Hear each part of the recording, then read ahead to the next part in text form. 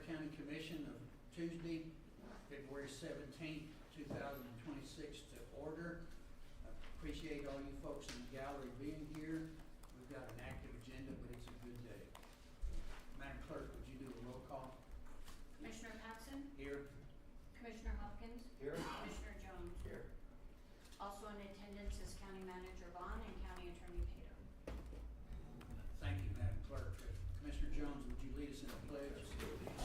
I pledge allegiance to the flag of the United States of America, to the republic for which it stands, one nation, under God, indivisible, with liberty and justice for all.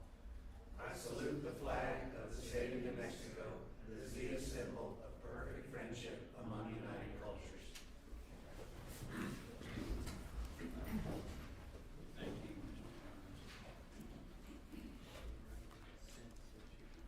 We have an agenda before you. I hope you've had time to review it. Is there a motion to approve? Mr. Chairman, I would move we approve the agenda as presented. I second. Moved and seconded. All in favor, say aye. Aye. Aye.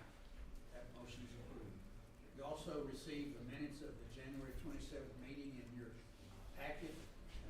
Is there any discussion or is there a motion? Mr. Chair, I move to approve the minutes. Second that motion. All in favor, say aye. Aye.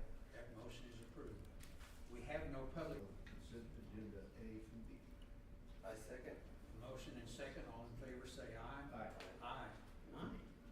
Thank you, gentlemen. We'll go to presentations and reports. Manager Vaughn, years of service. Thank you, Chair and Commissioners. We have a couple today, looks like 3. The first one in detention with 4 years of service is Alice Montoya.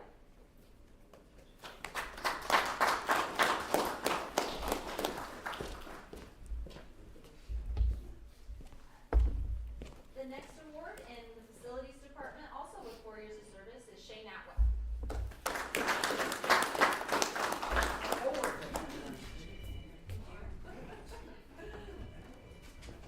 Doesn't seem possible.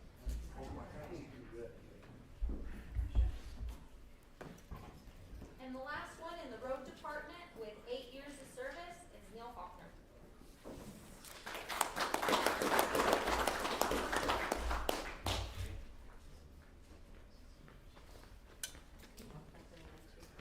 Thank you, Billy. Bill, did That's you all. finally teach him something? Not yet. That's all. That's it. All right, thank you. Don't tell him I said that. It's recorded. It's on the record. We'll go ahead with department reports. Vicky, I saw you come in first, so we'll just start with you. Come on up.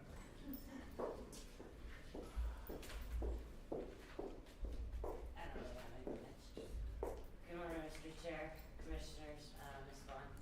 I really don't have much. Skirta has a board meeting tomorrow morning at 10 a.m. and pretty much all I got going right now. All right, so that's quick and simple. It was quick and simple. Thank you. Patrick Flores, detention.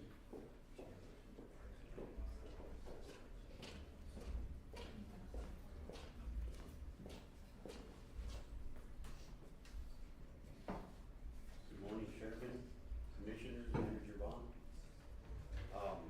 As of today, we have a total of 57 incarcerated, 49 at Luna. That's only gone up 4 from last month.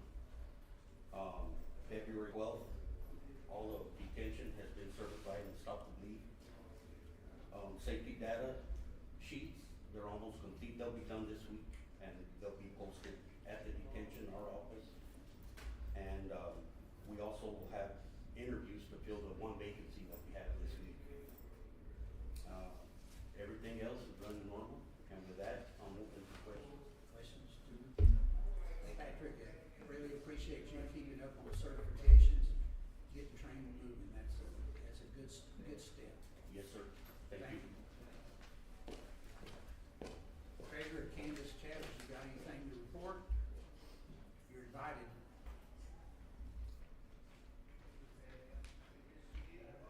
Good morning, everyone. Okay, we got our delinquent notices out last Tuesday, and so we have phone calls left and right from people coming up with their little, oops, did you forget get postcards saying, yes, we did. So it's working and we're getting everybody in to pay their taxes. So I'm gonna keep you posted. We're at 66% right now, so. All right. Good, thank you. Okay. Oh, thanks.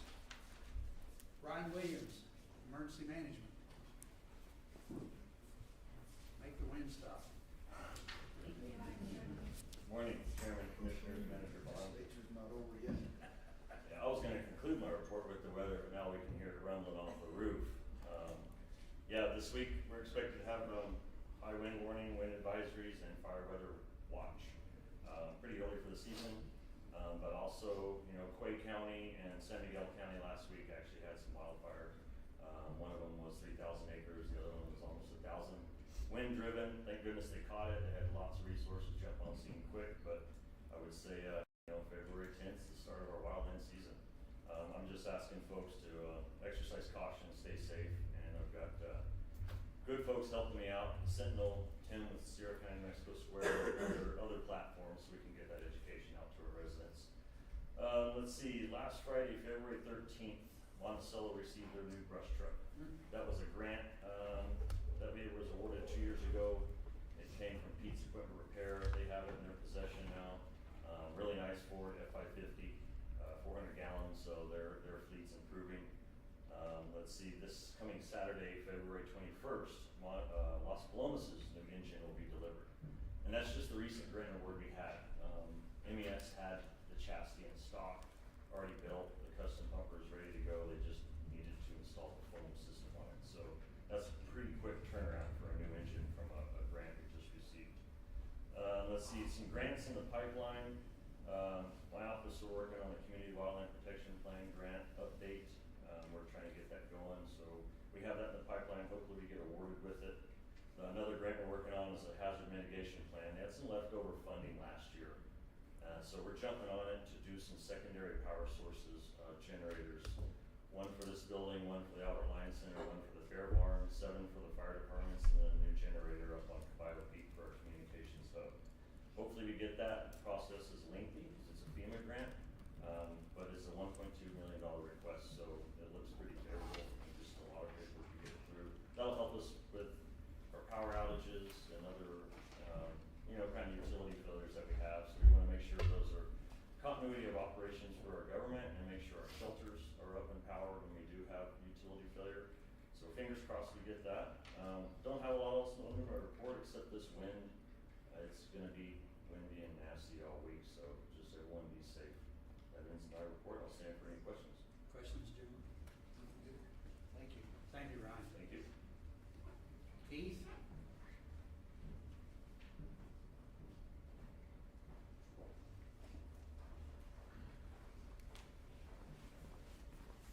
Morning, Chairman, Commissioners, Manager Vaughn. Not a lot to report. I am working on the 2026 road mileage map for the road department and Billy. I'll get with him if we can get that ready, so we can have it hopefully on the March agenda. Other than that, we do have our freeholders meeting set up for the Trout Road review for February 27th at 3:30. And we'll meeting out there at the intersection of Bass Road and Trout Road. Other than that, that's all I have for you. Questions, Jim? Thank you, Keith. Vanessa, you got anything from this misdemeanor compliance for us? Yes, sir. So as of today, we have a total of 13 sentenced DWIs, just for this year alone. We had a total of 55 last year, 2025. I'm currently supervising 71 clients on probation, 1 deceased and 2 unsuccessful completions.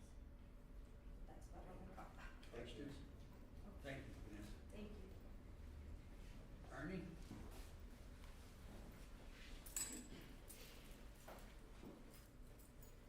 Well, my voice is starting to come back, so I'm trying to not talk as much as I can. We've been real busy with the ball field down there in Ray. We mixed in a bunch of clay in front and around all the bases to get the holes all evened out and everything for the season.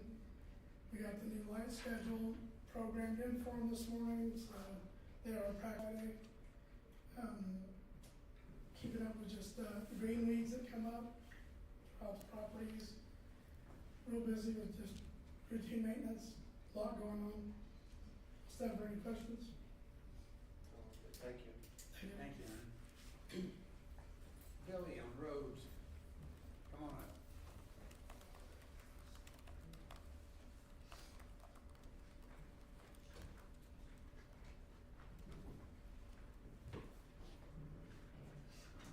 Good morning, Mr. Chair, Commissioners, Manager Vaughn.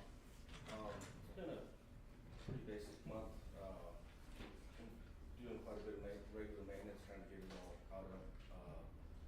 We did get a little bit behind, but we got pretty caught up now. We ended up getting Dorinda cleaned off. We had a bunch of flood debris there from a pretty good flood this summer, and finally got it all cleaned up. Lots of big concrete chunks. End up utilizing it down below a lot of the water crossings to help it not wash out again. And I figured I would bring up to you guys what we have on our LGRF for 2027. This year, B118 Seco Estate Roads, we're gonna be doing a rechip on it. It's about 3/10 of a mile. Lakefront, which is north off of Seco Road, with approximately a length of 3/10 of a mile, and Wild Sage, which is about 2/10 of a mile. And this is all on SP projects. Then we have a B022 Illinois Road, which is going to be a rechip as well. And it's approximately 0.6 of a mile, and it is up in front of the community center in Hillsborough. We also have AO25, which is Oil Well Road off of Tularosa up in Engle there. It's about 7.2 miles long. We're going to be doing a cattle guard replacement and some laden maintenance mixed through the duration of the project. Finally, we have BO79 Holiday Ranchos from 187 West, about 13.4 miles. We've got a concrete low water crossing installation and some blade maintenance mixed in with the rest of that project.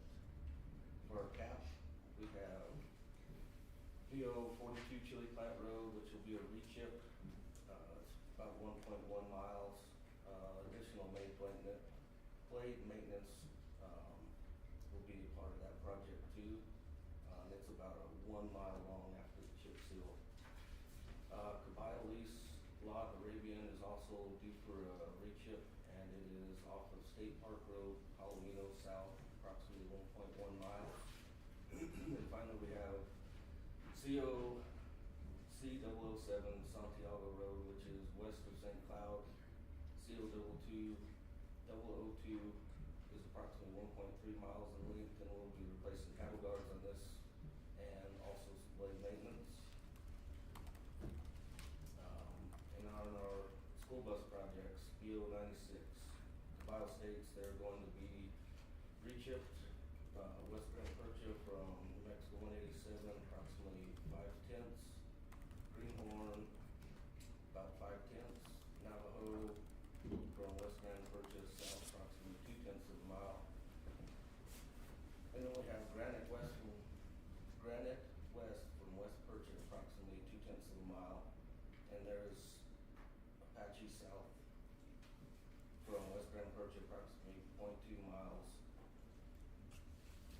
And then Pima, 0.2 miles. Sioux, which is going to be south of West Grand Percha, 0.2 miles. And finally, we have B102 Trujillo Creek Road west from New Mexico 187, 1.8 miles, and that is getting a culvert installed. The estimate is 3, but it all depends on what we have for funds to get there, and we'll be doing regular maintenance throughout that project also. And later in the meeting, we'll have some stuff we need to get signed to get sent to the state. Got it. Questions, Dylan?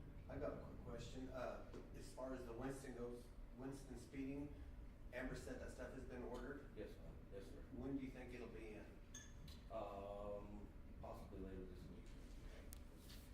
And we'll get it installed soon. Thank you, I appreciate it.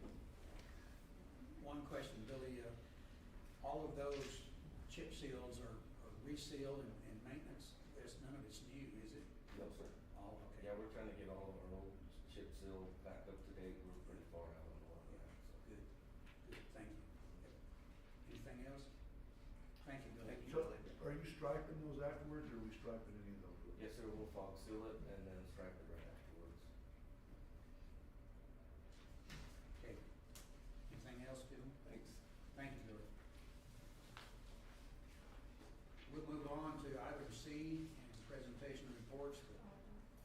Pardon? Oh, Amber, I'm sorry, I forgot you. That's all right. You're sitting right there, so, excuse me. Consider it a compliment. Thank you for your time. Thank you, Chair. So I do have a couple items. Update on the fairgrounds. We are on the last stages. There are a couple items that are still outstanding. One is upgrading of the countertop in the kitchen. We're just waiting for that to be delivered and installed. They're doing the drainage and the sewer out there right now. Next up, we will have fencing put around the pond once the pond has been riprap.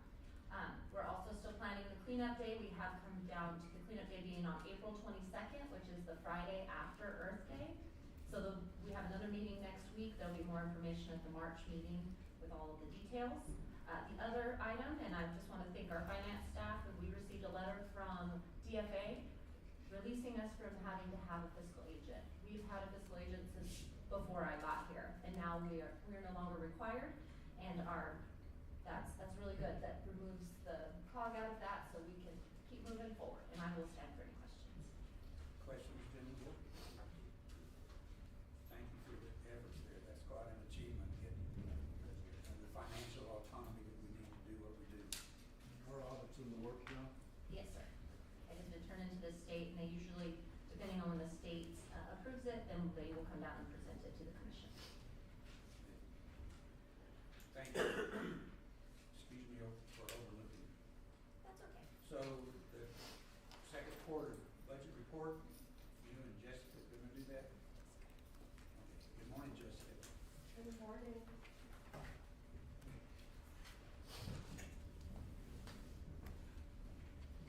Good morning, Commissioners, Manager Vaughn.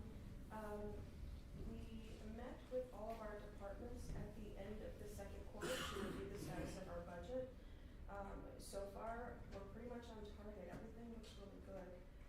For the general fund in Fund 401, our revenue, what the data that you're seeing is as of the end of December.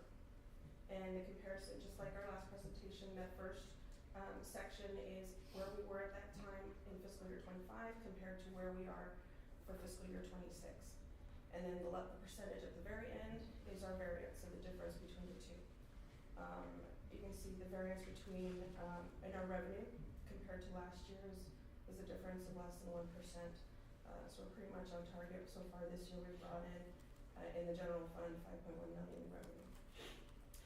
Our operating expenditures, we see a drop in spending percentage-wise, just under 7%, but it is a little over $200,000 more spent than last year. And personnel is pretty much on target. We're at 51%. At this point, we expect to see that our personnel expenditures are at 50% if we're fully staffed. So at 51.6, we're doing pretty well with our hiring and maintaining staff within the county. In the revenue, we did see a small drop in the motor vehicle fees compared to fiscal year 25. It's $4,000 less. Since the last time we reviewed the budget, we did receive the small county assistance, but there was a difference in the amount. Last year we received $425,000. This year was $378,000. In revenue, we did see an increase in what we have brought in for our current property taxes as well as delinquent property taxes. We've brought in $750 more in liquor licenses. We've seen an increase in our cell tower ordinance account and an increase in our county gross receipts. We're at 568 versus 507 at the same time last year. Additionally, we've also brought in some more of the cannabis excise tax compared to last year. Right now we're at about $440, where last year we were at $10. In our operating expenditures, again, while we see that drop, we did spend more than last year, and that personnel is just 5% higher than last year.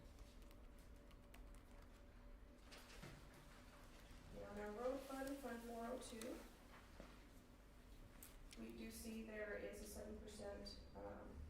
drop in revenue compared to last year. It's a difference of $29,000. The biggest difference here is not in something that we anticipate to receive, like grant revenue or anything like that. The difference is really in our refunds and reimbursements and the sale of county property. We just sold a little more last year than we have so far this year. Our operating expenditures in the road fund are $53,000 more than last year, so we see that 8% increase in our spending. And again, personnel is right on target, we're at 50%. So we're doing well with hiring and our personnel spending in the road fund. Then we've got our corrections fund, Fund 605.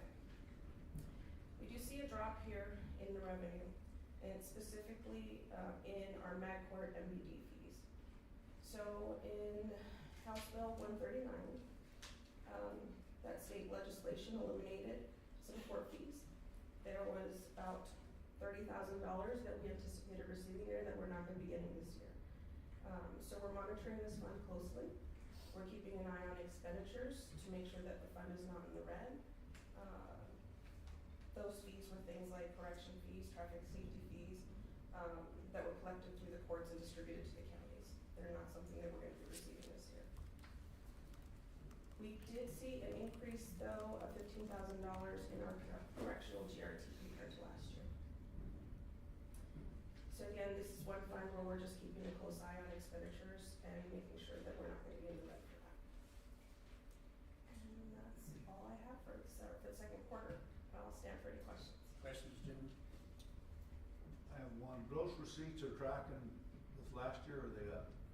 Up. About how much? Wait a second.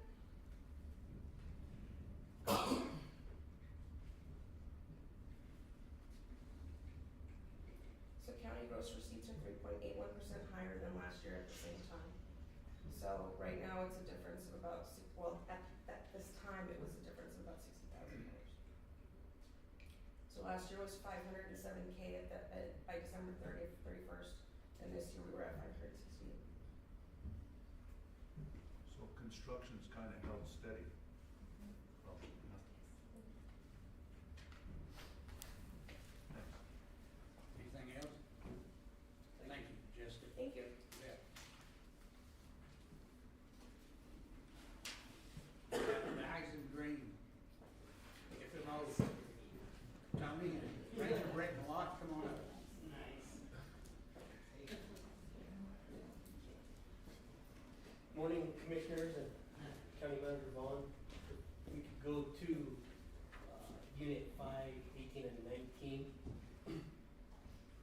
These will quick overview of what we're planning to do prescribed fire this season if we have the right conditions. So this is a quick overview there, the black outline. We've already been in contact with the Adobe Ranch, State Trust Lands, and we're looking at doing prescribed fire in there. Last time it did have prescribed fire was 2004. So it's on that return interval. We want to see if we're able to get that, but it's really based on the weather conditions and how the seasonality comes out. We do have permanent positions in fire. Now we're up to 8. So we've done some improvement over the last 2 years, pretty big improvement. In the fall, if you go to the Terra Blanca, please, we're looking at doing some prescribed fire on the very south end, down below Kingston, and do some fall burning activity there. We have a couple of fuel blocks there that are highlighted in red. If we can get all of that prepped and ready, the NEPA's done, and again, it just depends on the weather. What type of monsoons do we have? We've been working with the grazing permittees to make sure we're not impacting them in any negative fashion. And wanting to do these fuel treatments around all the small communities that we do have within the Black Range Ranger District. As you know, that Indian Peaks up there on the north end protects the El Paso power lines, which provides 60–70% of the electricity to El Paso. So that's why it's a major infrastructure piece. Terra Blanca protects the community of Kingston.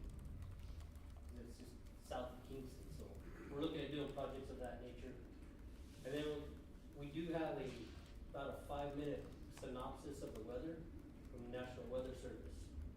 Give us where we've been last year and where we're trending this coming season for that fire preparedness and readiness. So if you could play the video, please.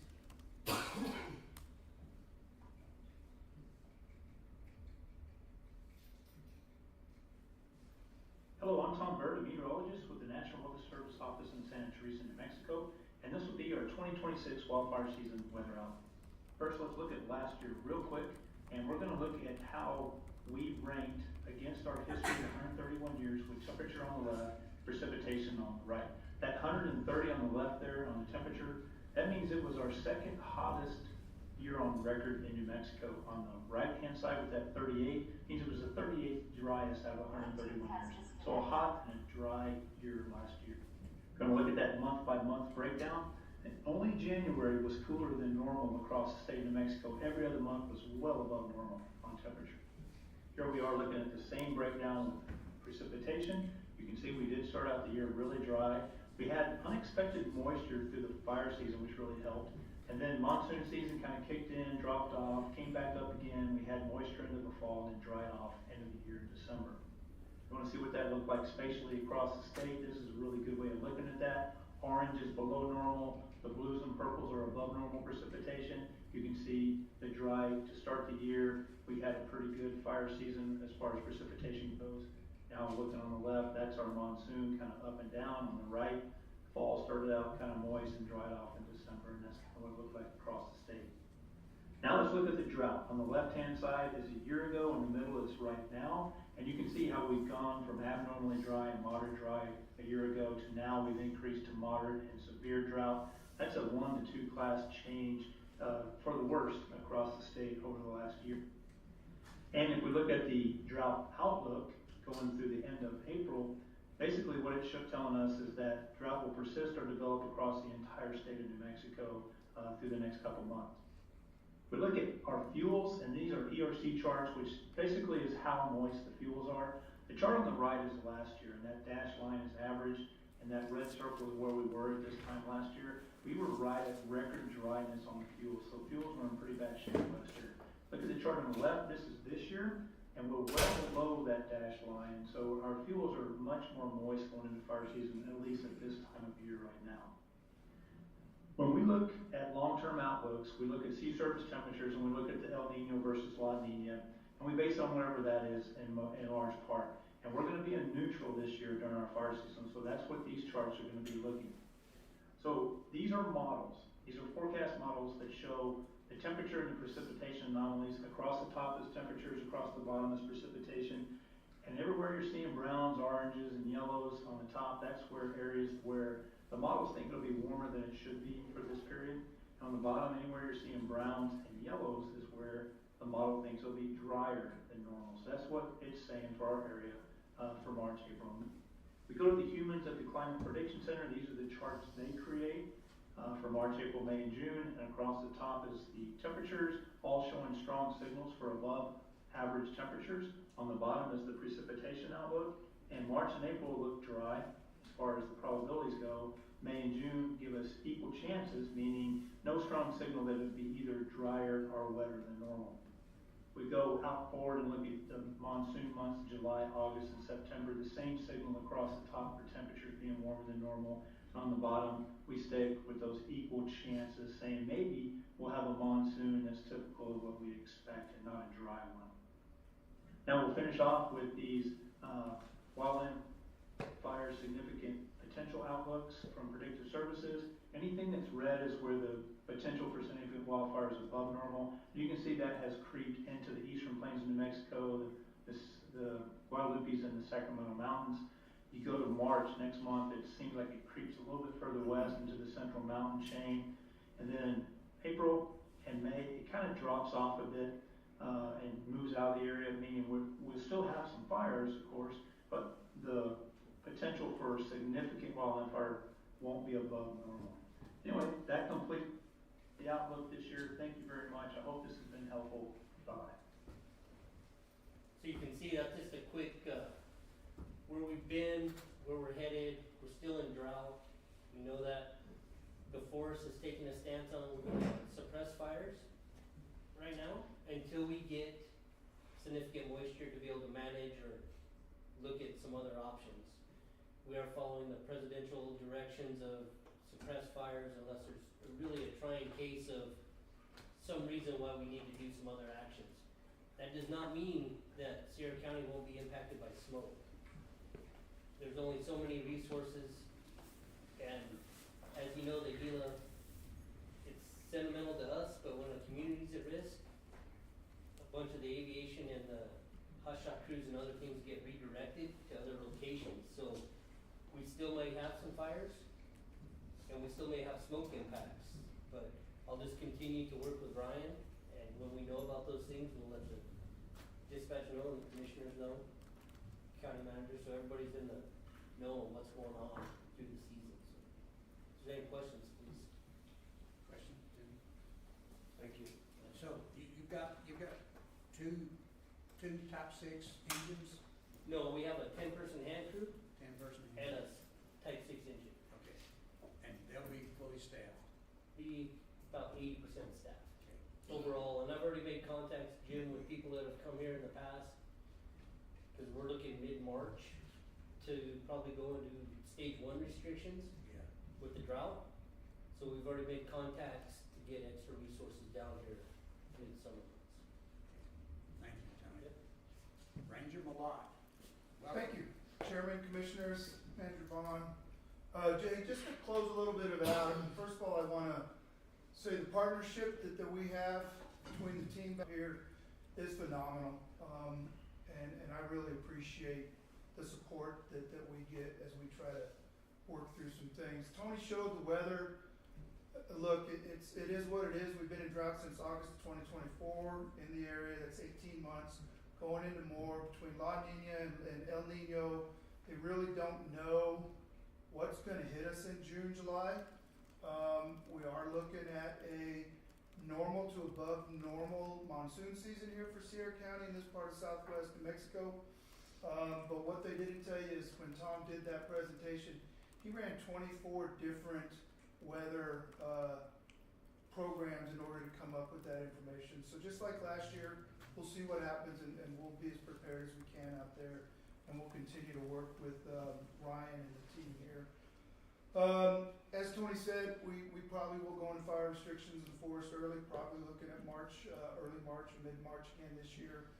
And as we go, we'll keep the community informed. I do wanna mention though that Poverty Creek and Kingston slash pits are empty and they're ready. I know that you all have gotten more grants to do more of that. We are ready to go to start filling those up again. And we will keep them open for the county the entire year regardless of restrictions.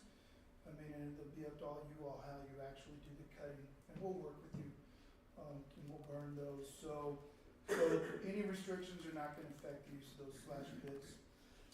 And then Tony did talk about the Tierra Blanca and Trujillo Park, potential prescribed fire in fall. We've been working that now for about 18 months, and that's gonna be a really good project. I am gonna say that before we even light a match, it is gonna take community partnership because of where it's at and where it is. So I'm asking for help from you all as we get closer, and we'll brief more on this to help us get the message out to our community, our Kingston community, our partners down there, and we will be able to show exactly how we're doing, because we're not lighting 7,000 acres down there. We wanna build that trust with the community. And then last but not least, the forest is doing a forest-wide borrow pit NEPA.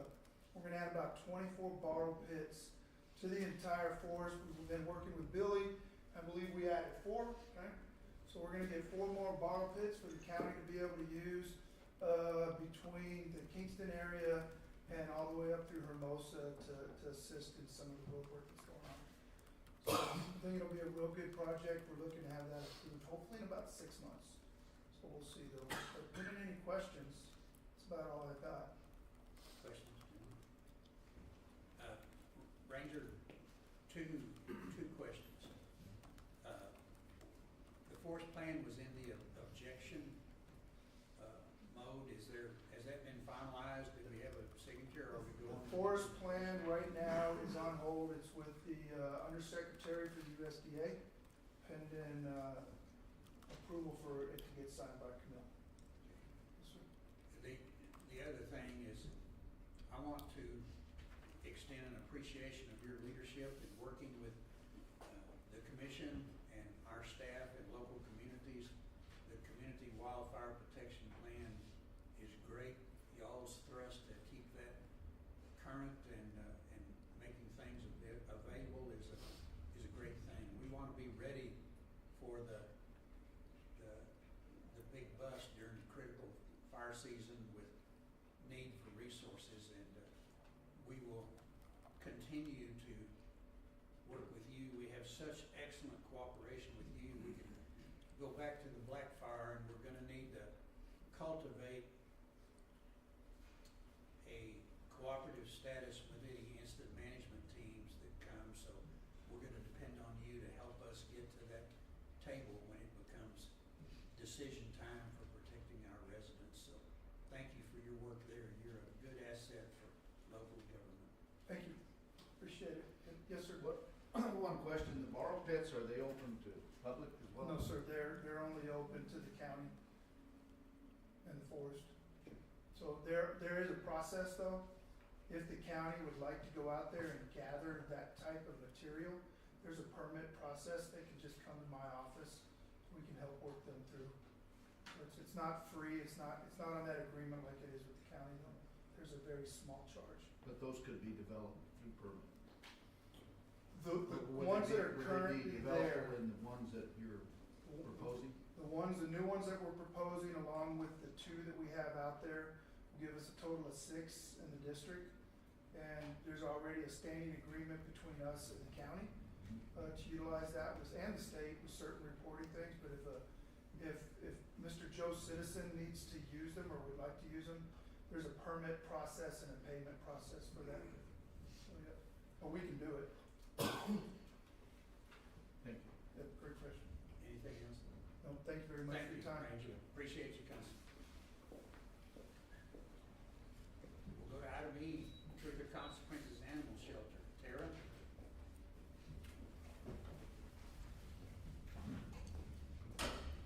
Good morning.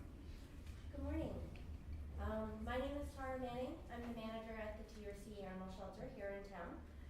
Just a little information before I go into our fundraiser. In 2025, we took in 661 animals. 425 of them were dogs. Keep in mind, we only have 13 dog kennels. 235 of them were cats.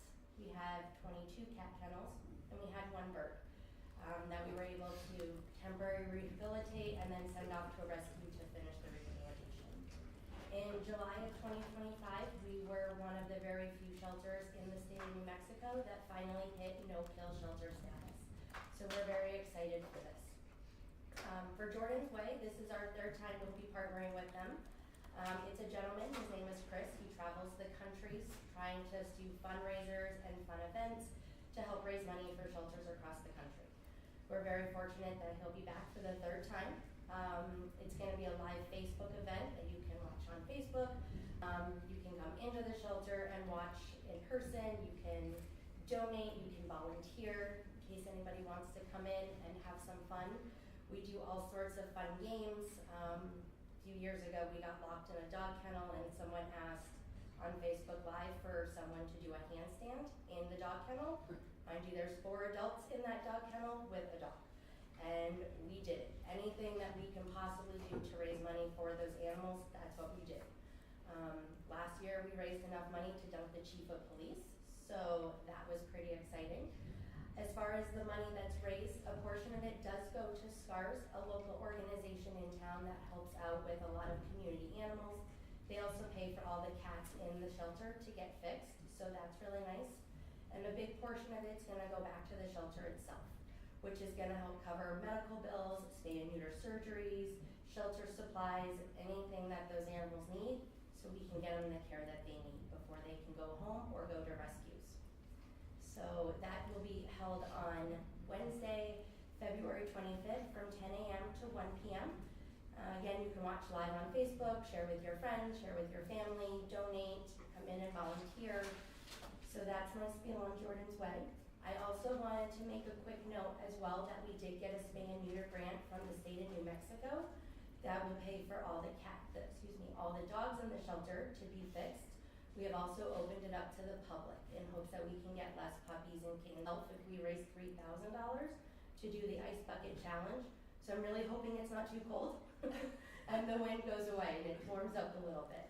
I think under Chairman Paxton's leadership, you might want to volunteer for that. Volunteering. All in favor? What's the online, if somebody wanted to donate, can you give us an online address or?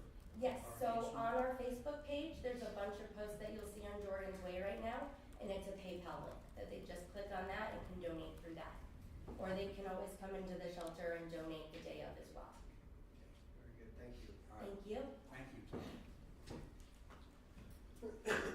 Sierra Gateway Alliance, Mr. Ferris, come on up. Well, good morning, everyone. There we go. Chairman Paxton, Mr. Jones, Mr. Hopkins, Ms. Vaughn, and Ms. Whitehead, who I've met before. Nice to meet you. Thank you very much for accepting and inviting me to be here today. For those of you who don't know me, my name is Patrick Ferris. I'm the Executive Vice President of Pre-Real Investments. And also, I want to separate that because I'm here individually as the organizer of the Sierra Gateway Alliance. Ms. Vaughn, everyone has received a copy of the, have you all had a chance to look at the PowerPoint that Ms. Vaughn sent to you? Great. And I've spoken with each of you on the phone as well as all the other elected officials in the county and most of the state. The concept here is that there is a lot happening in our state, and especially in our county, that's going to drive tourism, economic development, and needs for infrastructure. The notion of bringing together the private sector and a specific group of private sector, meaning Pre-Real Investments, Spaceport, Virgin Galactic, New Mexico Copper Corp, the marina on the lake, and a couple of others who are not official yet. We looked at the amount of money that's being invested in the county and the amount of tourism and business is going to develop here, and then looked at the city and the county to see how much money is actually being raised from state and federal government programs to help facilitate this inevitable growth.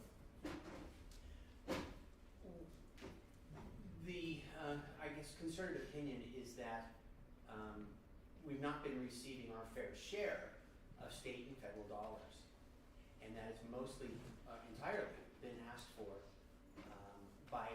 by the county and the municipalities in Sierra County.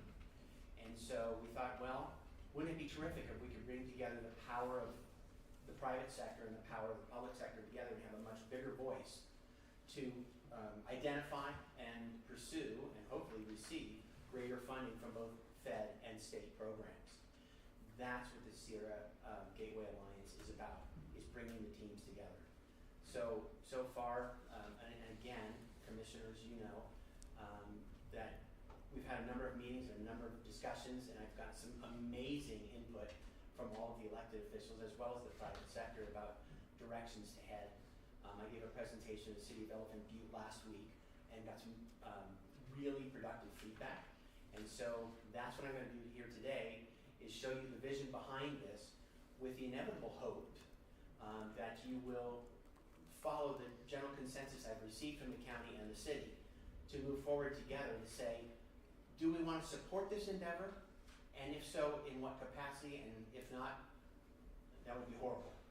So let's pull up some slides and I will point a couple of things out. And I know the formality is to present first, ask questions later, but I'm an open book, so feel free to ask questions along the way if you like, if that's okay, I don't know. So the first thing we have to look at is what's happening. So between 2026 and 2031, there will be somewhere between 61,000 and 112,000 jobs added to southern New Mexico. Those jobs will come from a number of places, but primarily the Copper Flat Mine. If you look on the top row on the left, you'll see the mine as it is today, and the top row on the right is what's ultimately being built to move about 350,000 tons of copper aggregate from the mine into the market, or to smelters then into the market. That's going to create between 1,200 and 2,500 jobs during the 2 years of 2027 and 2029. The Borderplex and Project Jupiter project, which I'm sure you all know about. If you don't, grab me later and I'll tell you everything that I know. And there's a lot of people who know a heck of a lot more than I do. But between 2026 and 2031, you're expected to be between 20,000 and 45,000 new jobs in that part of the state. The Permian Oil Basin, you may have read, just discovered 1.6 billion barrels of oil within New Mexico in the corner of the basin, which is right, well, you know where it is. So if we look at that, it's somewhere between 40,000 and 65,000 new jobs. All of this happening in the next 5 to 9 years, mostly in the first 5. And so we looked at this and went, holy moly, we're not prepared to handle this because all of these people need to recreate somewhere. And they need to do things on the weekends and have activities. And we're the home of that in southern New Mexico. We really do have just about everything. So please go ahead and go to the next slide. So if we look at those jobs and then look at the tourism that could create for our area, and this is for our area, meaning Elephant, but with the smaller part of the county, but ultimately flowing over, right? So if I say the lake, Truth of Consequences, Elephant Butte, what have you. So we'll call it the lake area. So Virgin Galactic is expected to generate 41,500 hotel room nights per flight. I'm sorry, per year, because there are 800 hotel room nights that are needed.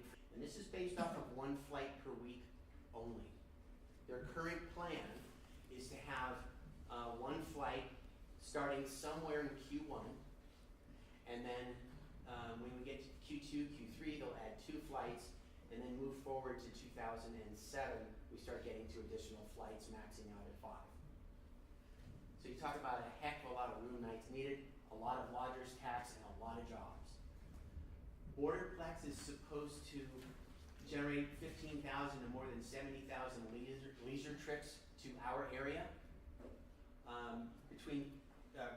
per year between 2026 and 2031. That's a lot of GRT, folks. And the last thing is Permian Basin generating anywhere from 50,000 to 100,000 additional visitors to Sierra County each year. Okay. So now we say, let's assume all that happens. Why do we need to act now?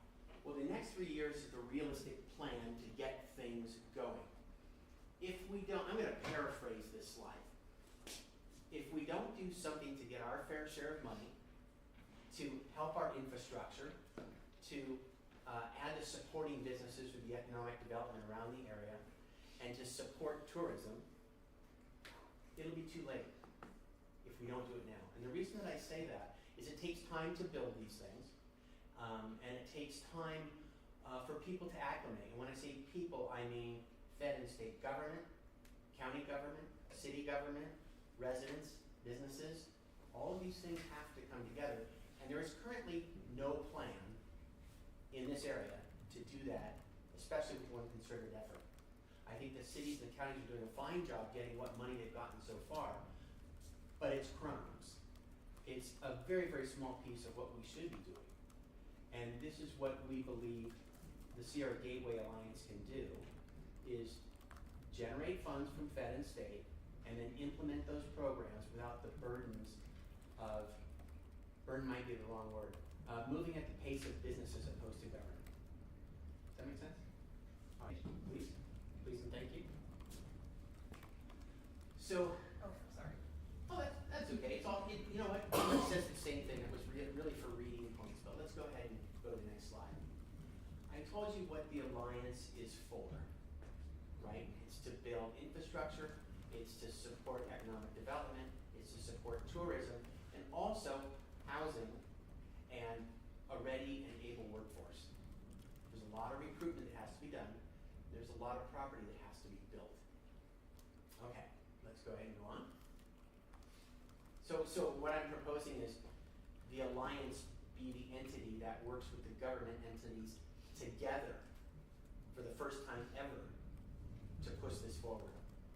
So the Gateway is a non-profit. It will be structured as currently structured as a 501c6, not a 3. It'll be put together as a 6 so that we can work together with municipalities, including the county, so that money can be raised by our grant writing team based on the things that are approved by government, the initiatives approved. We'll go and seek the money, hopefully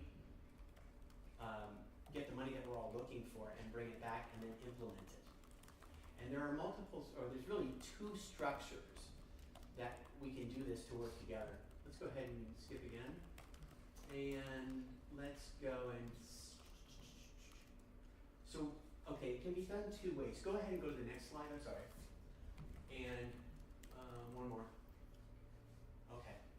The first one was a typical joint powers authority.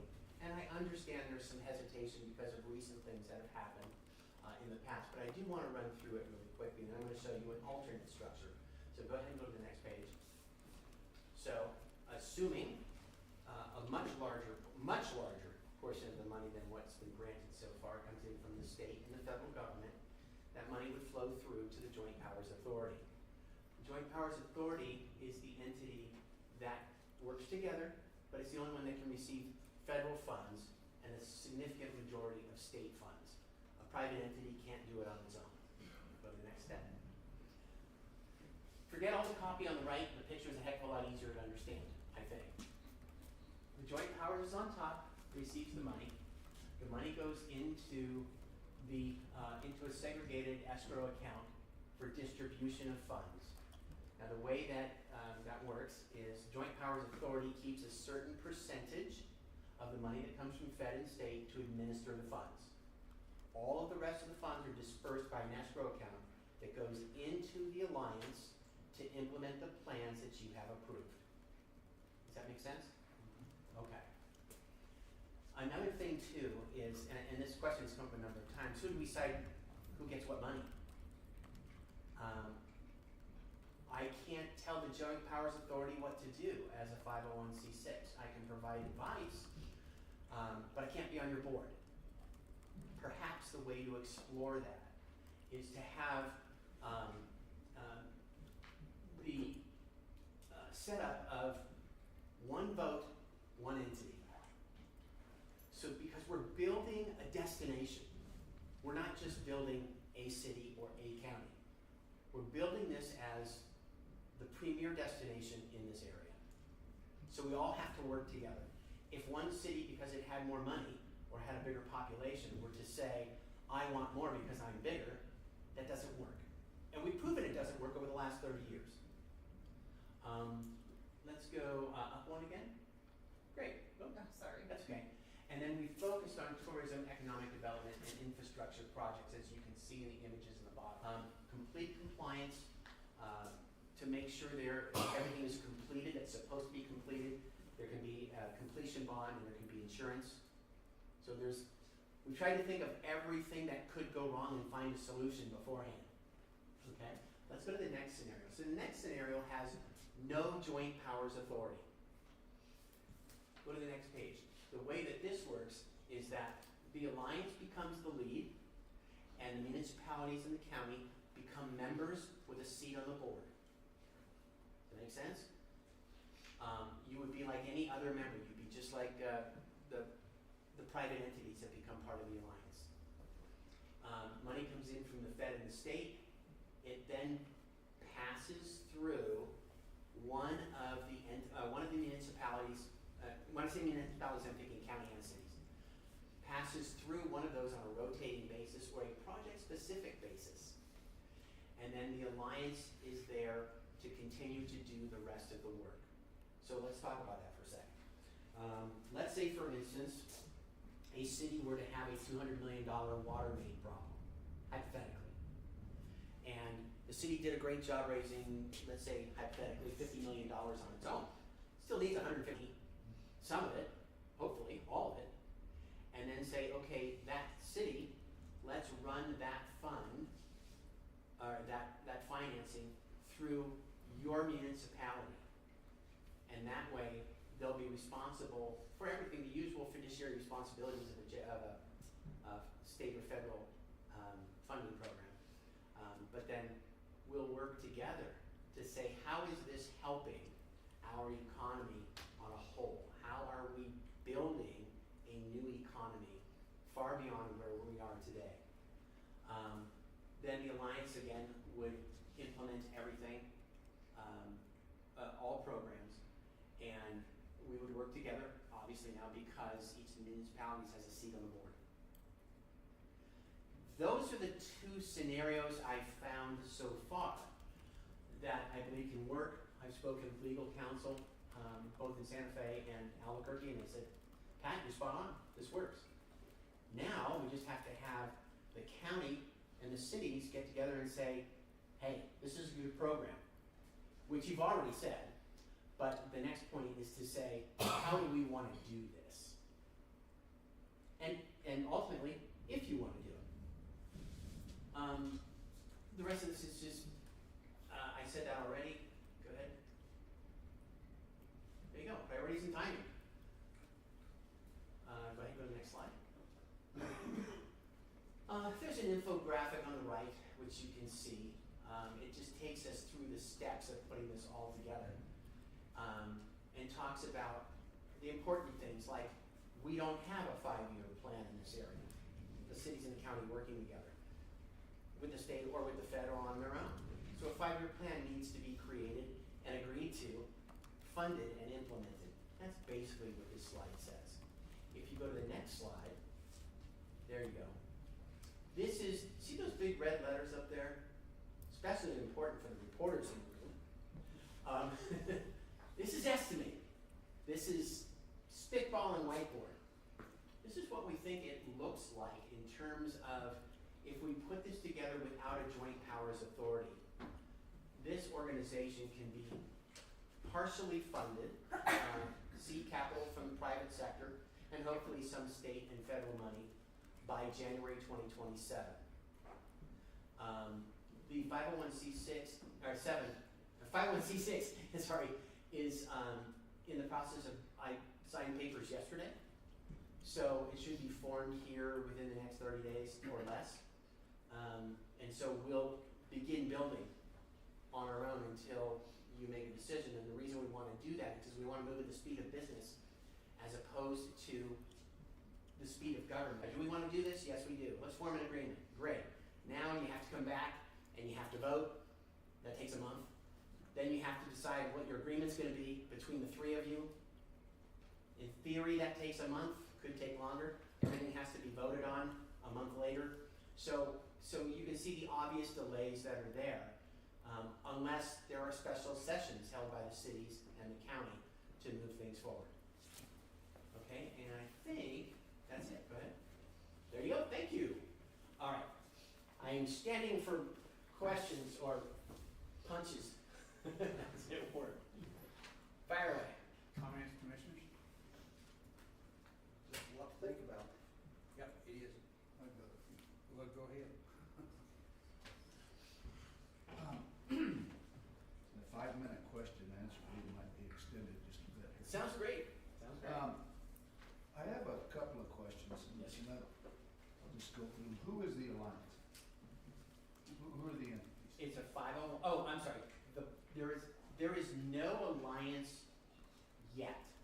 I said a moment ago we're following the paperwork, but the private entities that we've spoken with and have received yes, man, I'm in kind of a conversation is New Mexico Copper Corp, Virgin Galactic, Spaceport pending final approval from Secretary Black, as opposed to the current executive director. The marina, it has a long formal name. Turner Ranches and Pre-Real Investments. That's the private sector. The public sector would be general consensus, and Chairman Paxton, please correct me if I say this wrong. General consensus from Mr. Paxton, Chairman Paxton, sorry, Mayor Heschler and Mayor Holcomb, to say, yeah, you have consensus, go forward. It's okay for you to have conversations with people. I've spoken with the city and county managers. Seems to be some, let me see, Ms. Vaughn, is it proper to say encouragement towards this endeavor? Is that fair? Okay. And then of course with multiple city council members and phone calls with you all, et cetera. So that's how we're envisioning this so far. Is that a decent answer? Yeah, so you talked to these private entities Yes, sir. and they're on board. Yes, sir. And we think the mayors and the commission chairmen are on board. General consensus is the term that was communicated to me. And what is that? He's sitting next to you asking. No, I'm asking you Oh, okay. because you're the one that's making the statement. Sure. I haven't talked to Chairman Paxton about this. Okay, great. But you and I have had some good conversation. Yeah. So, ask me your question again and I'll answer it exactly.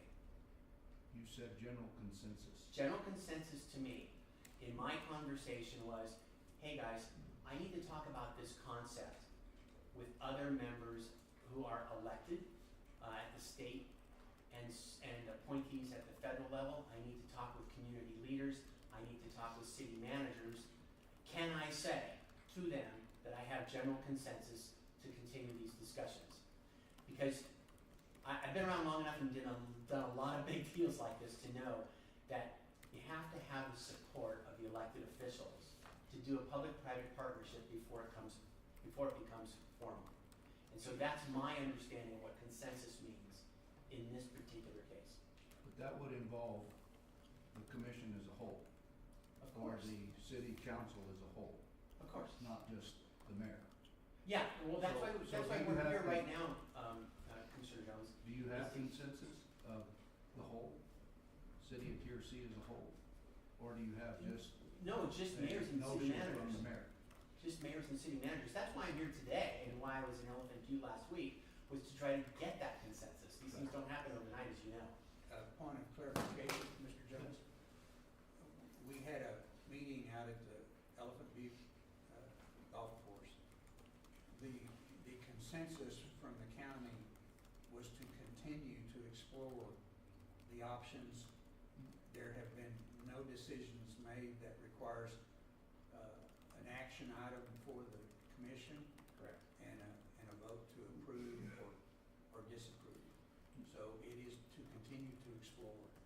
I made no commitments for the county because I don't have the authority to do that. Mr. Chairman, I'm absolutely positive that you didn't make the commitments and that you were acting in the proper capacity.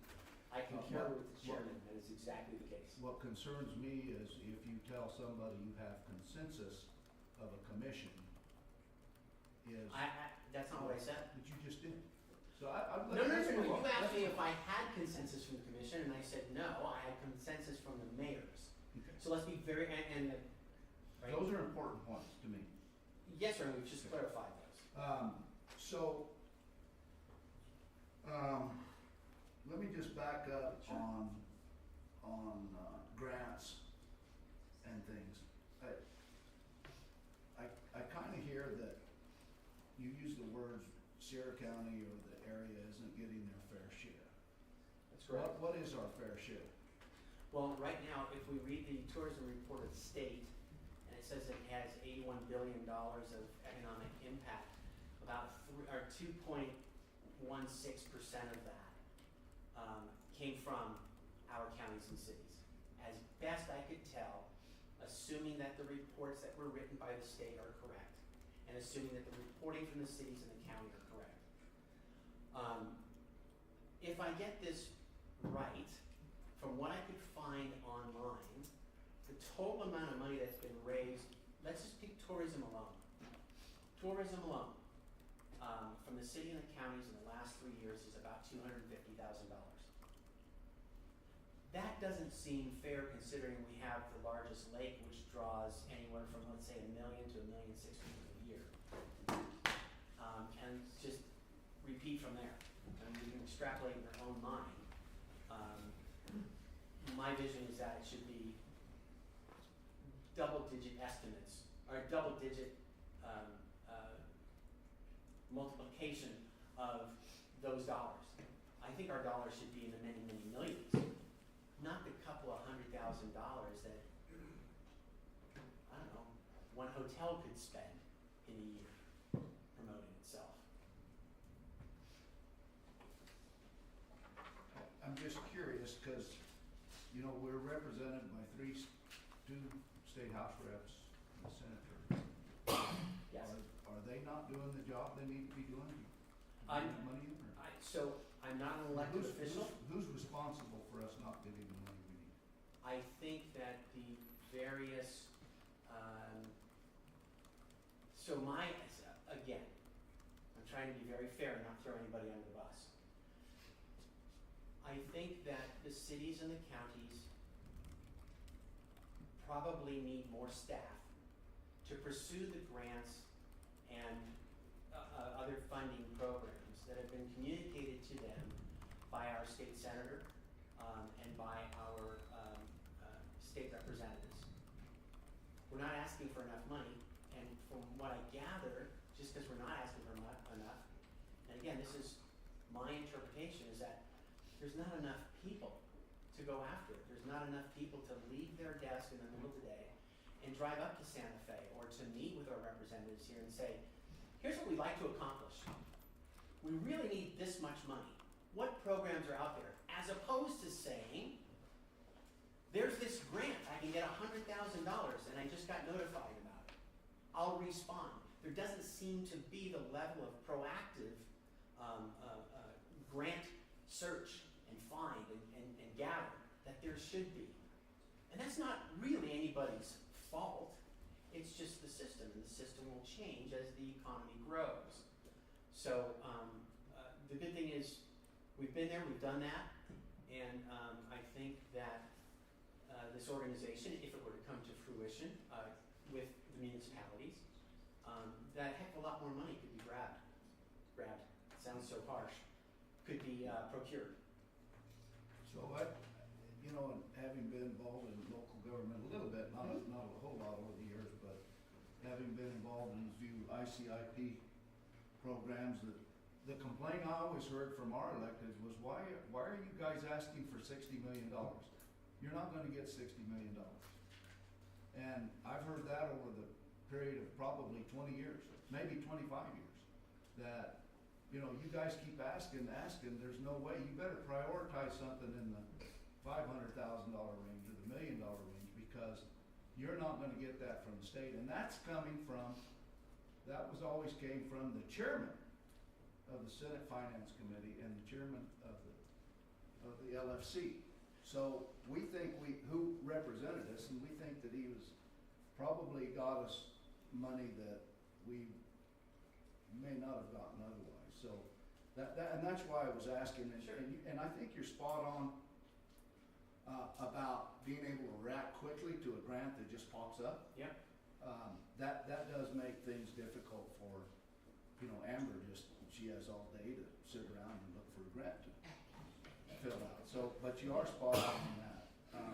I am concerned about when you say, well, we could get millions or tens of millions, because it's hard for me to fathom that. Sure is. Especially out of state government. You know, there may be something out of the feds that we don't know about.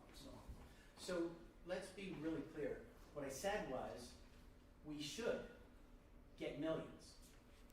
I didn't say we can, I said we'll try, but, and I think I even said something, if everything works out right, we should be able to get millions of dollars. Well, we should. We're due. And the other thing too is, this area over the last 20, 30 years,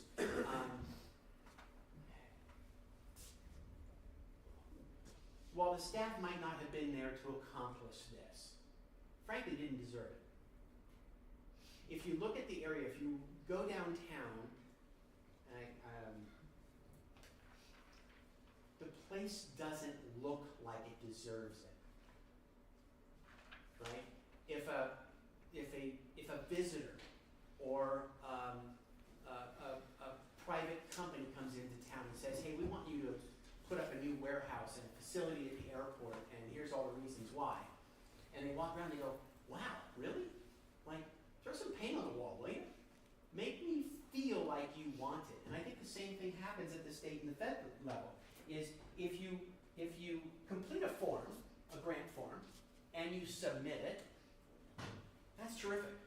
But what about the part like hounding your representative, hounding the state, driving up to Santa Fe and saying, I want a meeting? Guess what, folks? That's not being done.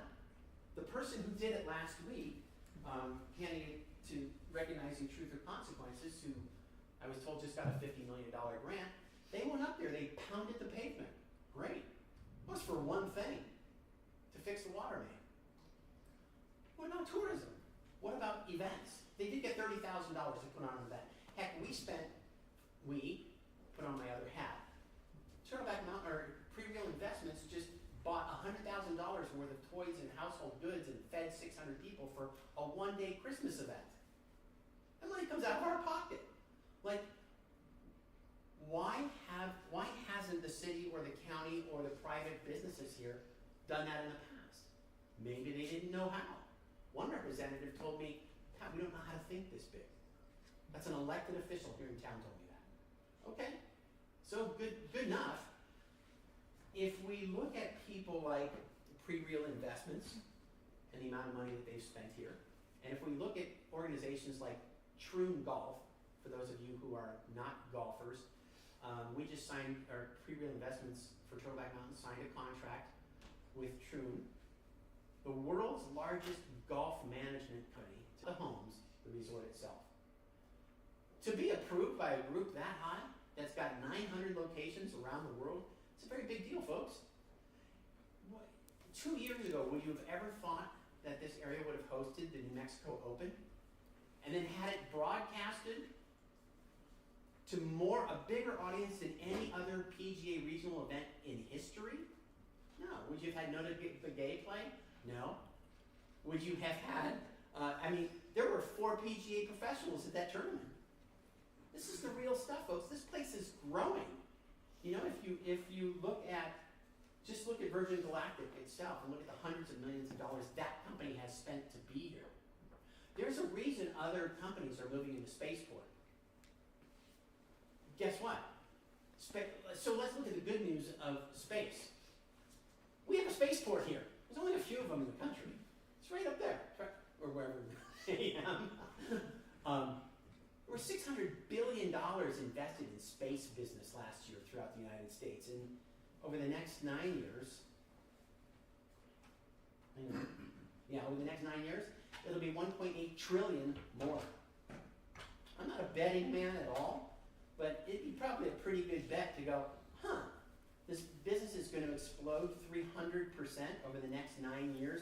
We have a spaceport, and we have the only space entity that can put people in space for 29 minutes as of today. Who knows what that can be later? This is a win. So let's go on with that. Yeah, sure. So, of the big 5. Yeah. And first of all, I want to make this very, very clear. Sandy Jones 100% supports Pre-Real. I 100% support Copper Flats, the spaceport, Virgin Galactic, all of those folks that you talked about. 100%. The issue that you're asking is for us to use their advice and direction to move the county forward, which, you know, I think is a bold and maybe a worthy event. But let's talk about the big five. Copper Flats. Sure. 1979, I built the substation for Copper Flat Mine. Sure. There hasn't been an ounce of copper come out of that mine. I've heard and again, I support Copper Flat Mines. Sure. The issue is, I hear year after year after year, we're 60 days away from opening up. We're 30 days from opening up, whatever that number is. So, and I'll hold with that. Virgin Galactic. Wait, can we address, No, can let we me address just get one to at a the time? list. Yeah, sure. Go Okay, so let's talk about Copper Mine. So Copper Mine, since 1979, has been owned by 3 different companies. Copper Mine, then, it was just copper. Copper wasn't trading so high. But if we now think about the data centers that are being built throughout the country, there's 22,000 miles of copper wire that go into one data center. The United States government just announced that they are going to be stockpiling critical minerals, effective immediately, which includes copper and gold and silver, which are in that mine. By 2028, think about this. By 2028, there will be a demand of copper of 600,000 tons, so 1.2 billion pounds of copper in demand. The supply will be 1.2 billion pounds less than what's available. So what's going to happen to the price of copper? Let's do economics. Price is going to go up here. It has, if you've watched it, in silver and gold. If you've watched it during the last year, you've seen it go through the roof. We have a copper mine. It has all of its permits except one, which is the operating permit. Copper Mine has been talking with all of the state and federal organizations that it needs to have. The only, and it's gone through all of our levels, all of our appropriate secretaries and appointed people, and a sit-down meeting with the governor 2 weeks ago.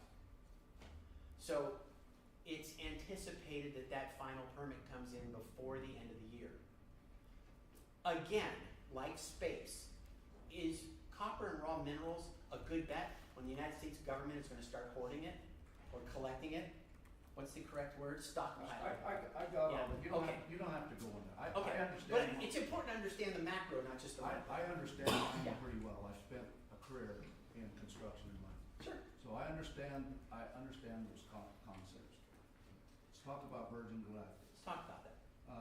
I actually saw the first lease agreement that was developed for Spaceport America. Yeah. It was drafted by Shannon Bacon, who sits on the state Supreme Court now.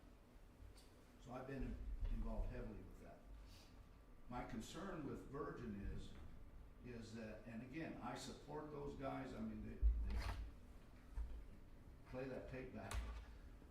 But they haven't hit a target since the day they came to Spaceport. They've never hit a target for flights. It was always going to be in the next quarter. It was always going to be in the next quarter. It was always going to be in the next quarter. And I look at a company whose stock is nearly valueless at this point. They once traded over $30. They're down into the pennies and dimes.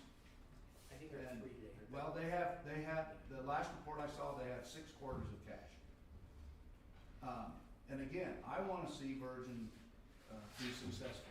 I do a lot of work at Spaceport, and there's a lot of other companies out there that are very, very successful that have never asked for a dime. Private equity companies that are stout and doing really good work. So I support that whole picture, and I won't beat up on Virgin much more.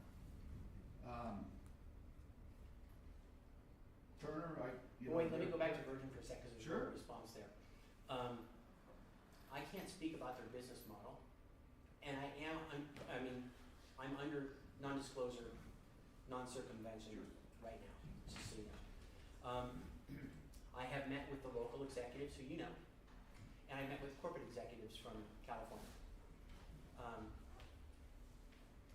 I think that there is some value in being confident that something can happen within the time frames that they've talked about. I think it's a fair thing to say. Absolutely a value, but don't get me wrong, there's a huge value there. Yeah. So now I'm gonna get a little more personal. Yeah, sure.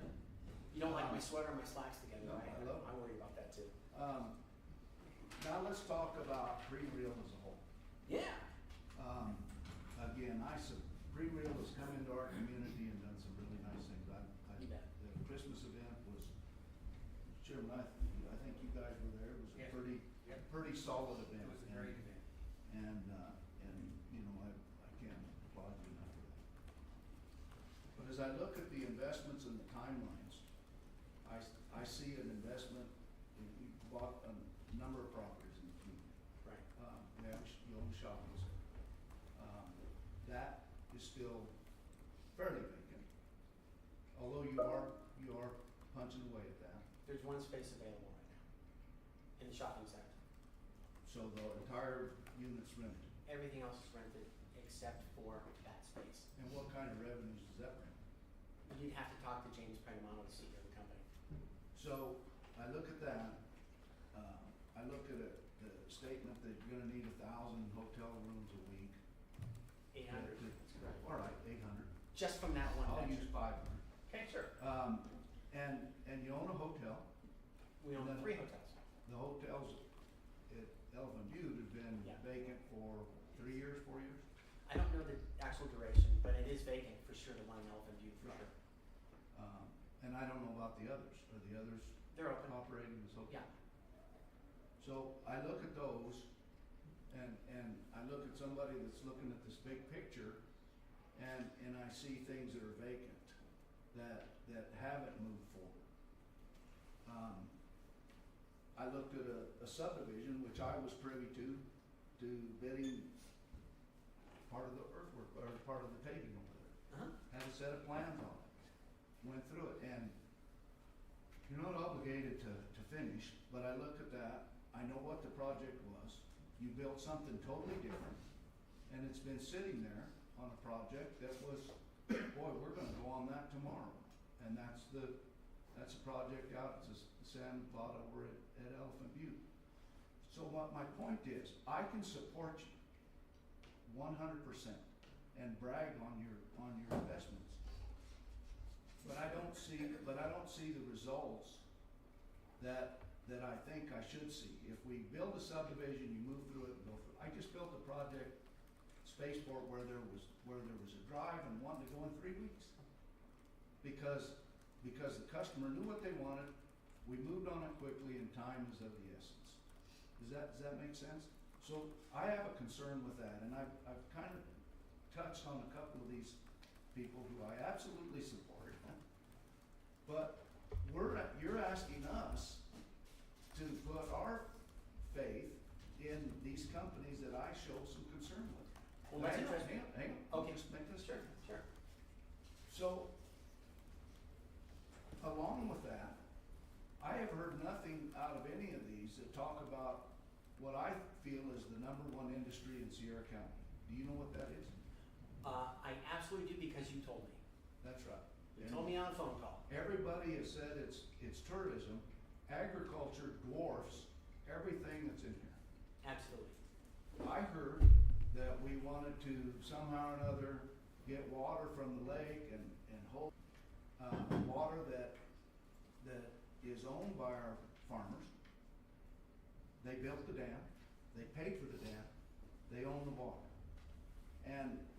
But yet, we've never recognized any of this in your presentations. They're the biggest economic driver in this county by far. And I can't see, Commissioner Hopkins, I can't see us supporting something that's gonna try to take something away from our farmers. And so that concerns me a bit, and I've heard things, and the farmers will tell you, if you want water in the lake, go buy the water. And that's exactly what you're gonna have to do if you want water in the lake. You can't figure out a way to take that flow away from our agricultural community, and I'll tell you, I don't think anybody on this commission would support that. They might support you if you wanna go buy some water, but they're not gonna let you, and I shouldn't speak for them. So that's kind of a concern. And I'm gonna be done here, but I just wanna list a couple of things. Before you Go ahead, those- yeah. respond. So I want to respond to things and I'll let them get buried That's in the fine, I conversation. appreciate that. So let's talk about pre-real. So we know that pre-real has already invested over $60 million in this county. We know that there are homes and there are shopping centers and there are hotels. The hotel at Elephant Butte was intentionally closed because there wasn't enough people to staff the facility. That's the reason it was closed, and it doesn't make sense to lose money every month. The next thing is the homes. So we in our pre-real investments inherited a master plan that was flawed. The water processing facility wasn't even on Elephant Butte's land. There wasn't enough money just to do a study of what it would cost to fix at the private entity level. At the public entity level. There wasn't enough money available to even create a program to figure out what it was going to cost to fix it. They wanted $40,000 for us to pay, pre-real, for the utility itself to tell you whether or not it could work. That doesn't make sense, does it? Makes perfect sense to me. Okay, well, it doesn't make sense to us. Like, why do you pay a so utility? Excuse me, I'm not finished. Sorry. Why do you pay a utility to do its own job with no return on investment? You wouldn't do that. A sensible business person wouldn't do that. But let's not go over that. Let's talk about the homes. Well, we gotta get back to that one, because I am an expert in that. You are an expert, and you can talk to James Prendamano, who's also an expert. Well, we're talking to you today, and he's not in the room. Okay. So let's talk about the aids to construction. But that's not part of Developers? strategic alliance. Let's not talk about that. Well, you brought it up. not Well, me. I'm gonna take it off the table. Let's take it off the table, and we'll have an actual construction conversation about it, because it doesn't make sense to talk about it here. Well, I get to talk, so. Okay, Uh, okay, well, let me just finish on that. No, I'll finish now. Okay. So, because I don't wanna be combative here. No, me neither. I just wanna make sure that the facts are represented correctly. You hit it with your laptop. If that's for me, tell him I'm busy. But, James, he's busy. Poor guy's gonna get out with his skin though. But the thing is that, well, New Mexico and any utility, if a development wants to tie on, those utilities, or those developers pay for those costs. Not only the line extension costs, but they, in the most places in this state, they pay what's called an upstream cost or an impact fee. As an example, Las Cruces today in a subdivision has about $14,000 in impact fees per lot, because if we understand that it affects the rest of the ratepayers. It's not incumbent on Jim to pay extra on his bill to extend you a utility. Does that make sense? So it's 100%, basic and I construction. agree. Yeah, so that's kind of where if you say, you know, they wanted us to do it, it's a cost to a developer, and we understand.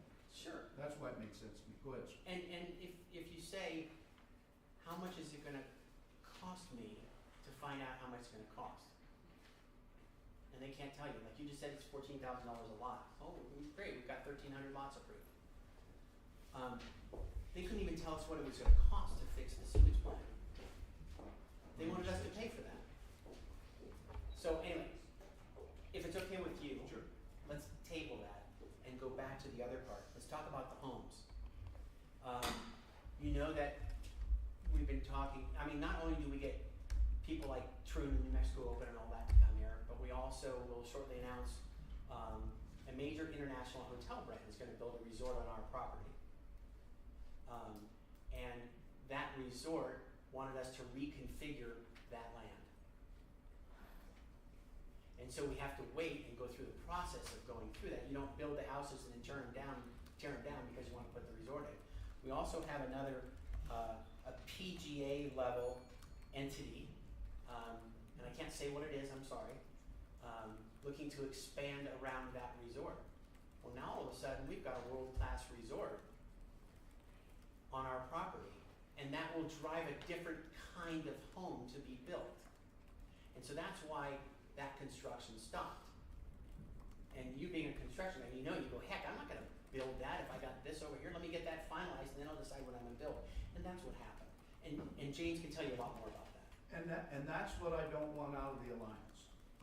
I don't want the alliance to say, we're gonna go do this, this, and this. And this commission get the flags and rah, you, and 6 months down the line, you turn around and say, well, you know, we're not gonna do that now. But that can't you just happen. did. So- No, that can't happen in the alliance. Remember the structure, right? If you have a JPA, the JPA has to approve what programs we're gonna do, and then we implement them at the speed of business rather than the speed of government. You have complete direction and approval. If you go the other way, where the alliance is the leader, you have seats on the board of directors. You help guide all the decisions. And then there's performance bonds and all kinds of insurance bonds. And so What is a performance bond for what? to complete, like, let's say you have a task that's a marketing task, and let's say that marketing task is $1 million. That project has to be completed in a certain amount of time where the insurance company pays back the entity. So it's called a clawback, I think is officially what you call it. Well, I'm gonna wrap, cause I know my Okay. commissioners are, Jim said his cows were dead, so he Yeah. didn't need any more of my bull. So I guess. But I'm gonna lastly- finish with this, I'm Yes, gonna sir. finish with this. Yeah. When I look at leaders in this community and businesses in this community, I'm gonna name a few. Very, very successful people, and I don't know if they're on board. But I think of R2, I think of Smithco Construction, hundreds of employees. I think of Bullocks, Randy Ashball was developed in this community forever, and I will tell you, Randy and I are not friends. But I respect what he's done. He's done a wonderful job. Gillis, Corbarubius, Nick Carson, Wallens at Engle. I look at those guys who have built this community, and they live here. They've invested, I know you've invested $60 million, but any one of these guys have done that too. Well, get in the car and I'll show Collectively? you something. Okay. So, any one of those guys can make that statement. And I'm gonna close with this. I've talked to a couple of governors whenever we talked about economic development, and I've said one thing. Whenever the CEO, if we're gonna give them a state stipend, whenever the CEO moves his family to New Mexico, puts his kids in our schools, then I support him 100% with state money.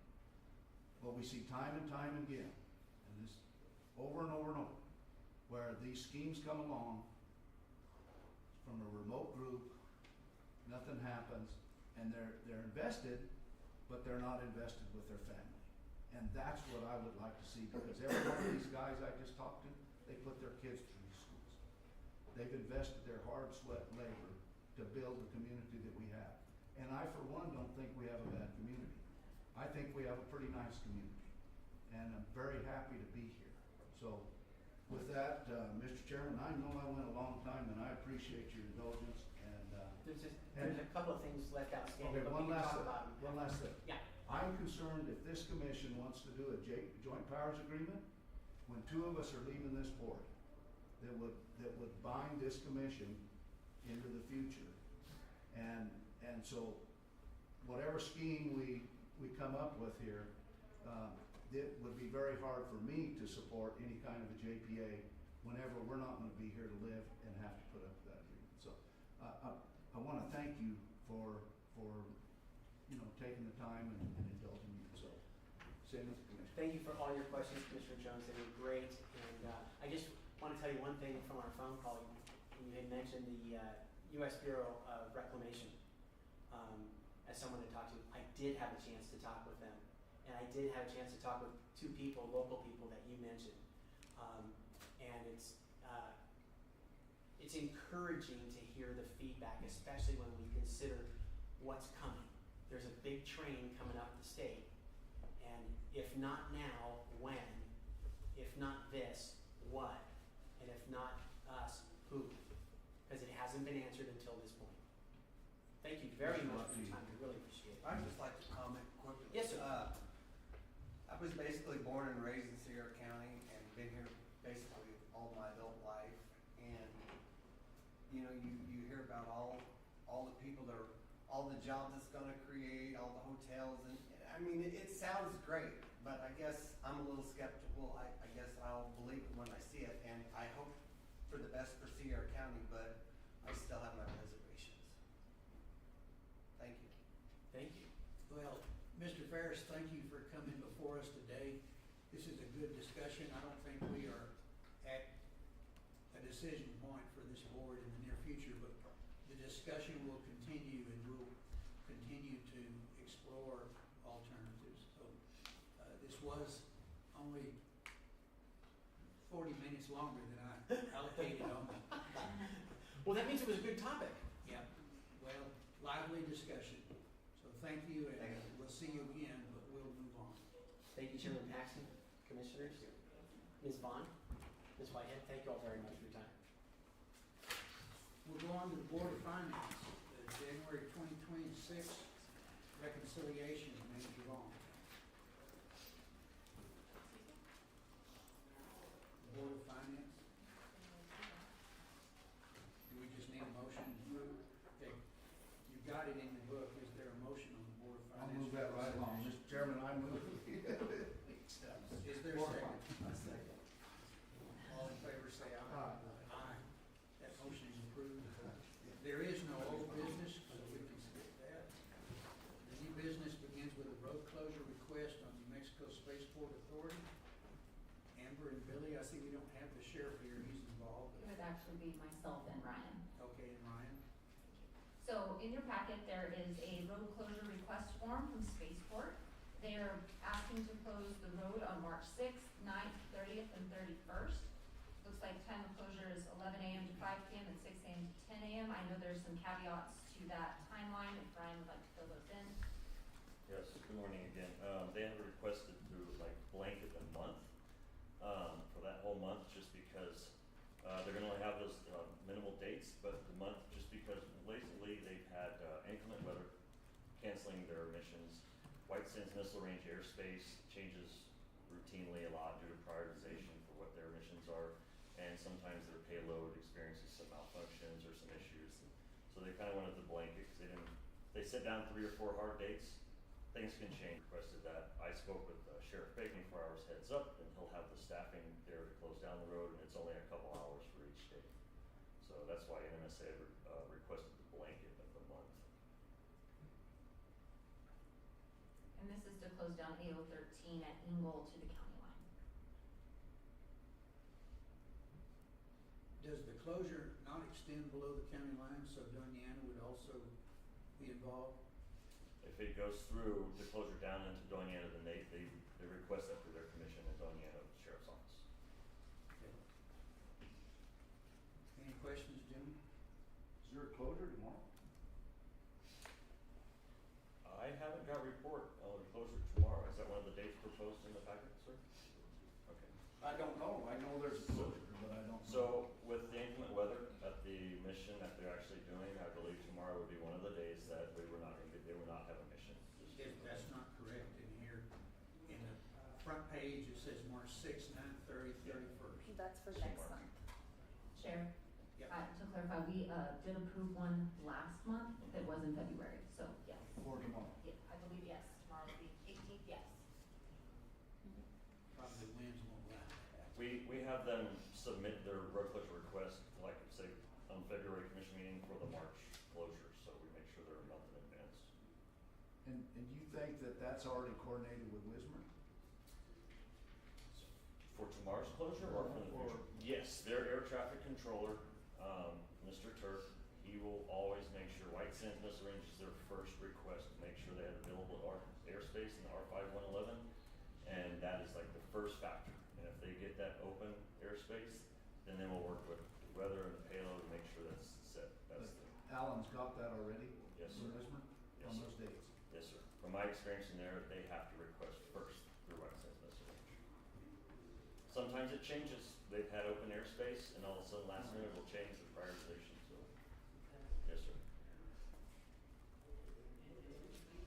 Anything else, Jim? Mr. Chair, I move to approve the road closure request. Is there a second? I'll second it. Moved and seconded, all in favor? Aye. Aye, motion passes. Thank you, Ryan. Approval of the 2027 SP request for funding. Manager Vaughn. Thank you, Chair, we'll wait for Mr. Neely. And come on up, Bill.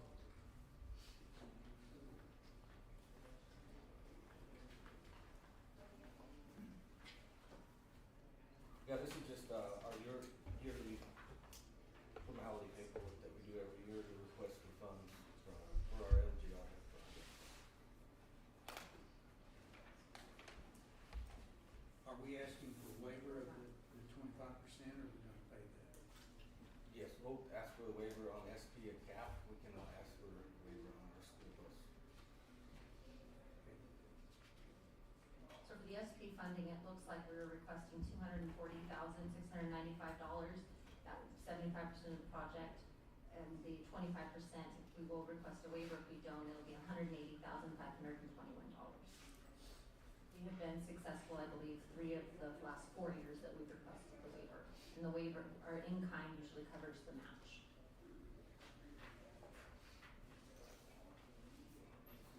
Questions, gentlemen? Is there a motion? Mr. Chair, I move to approve the approval of the 2027 SP requesting for funding. Is there a second? Second. Moved and seconded, all in favor say aye. Aye. Aye, that motion is approved. Approval of the 2027 SB request for funding. Manager Vaughn. Thank you, Chair. In this one, we will be requesting $260,100. That is 75% of the project. The match would be 25%, is the $195.75, sorry.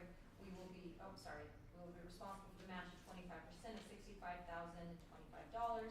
We will request a match waiver for this one.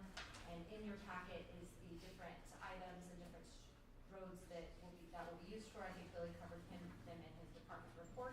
If there are any specifics on that, Billy will catch those. Billy, do you have anything to add before questions? No, sir.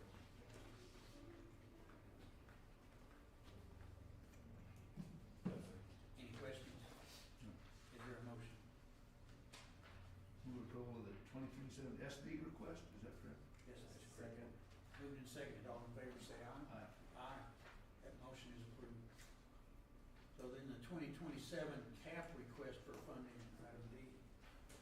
Thank you, Chair. This is the amount of, the total project of $216,244.25.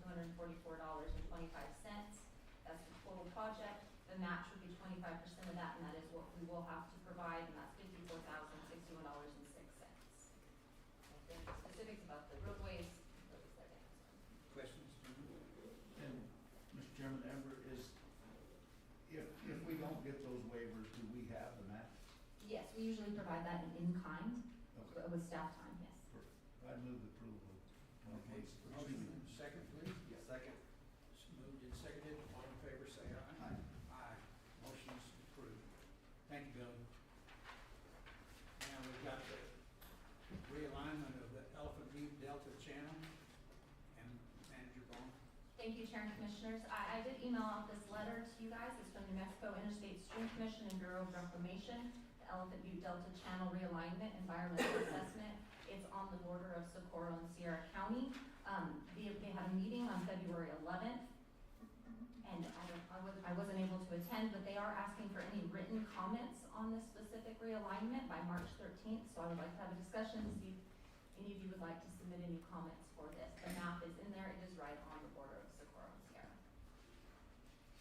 With that, I'll stand for any questions or any comments you'd like me to communicate. Comments, gentlemen? Amber, I just have a couple. It appears that this is gonna be dredging because they say deep in existing channel, and, because of the composition of sediment, I would like to know where the material that's dredged is do any hazardous chemicals or heavy metal analysis. It would behoove us to do this while the lake is down, so it may be an opportunity for them to move ahead, and I think, although it doesn't appear we're gonna get out of the drought, time is still of the essence. Thank you, Chair. I will put together something to send that to them. Mr. Chairman, you just became my hero. Well, that's an amazing thing. No, not really. We agree on all things in your That's good. So is there a motion to approve the proposed realignment of the? Do we need a motion since it was? No, this was just a discussion item. Okay. So we'll just conclude with that and go forward. And I think that's moving along pretty fast. Yeah.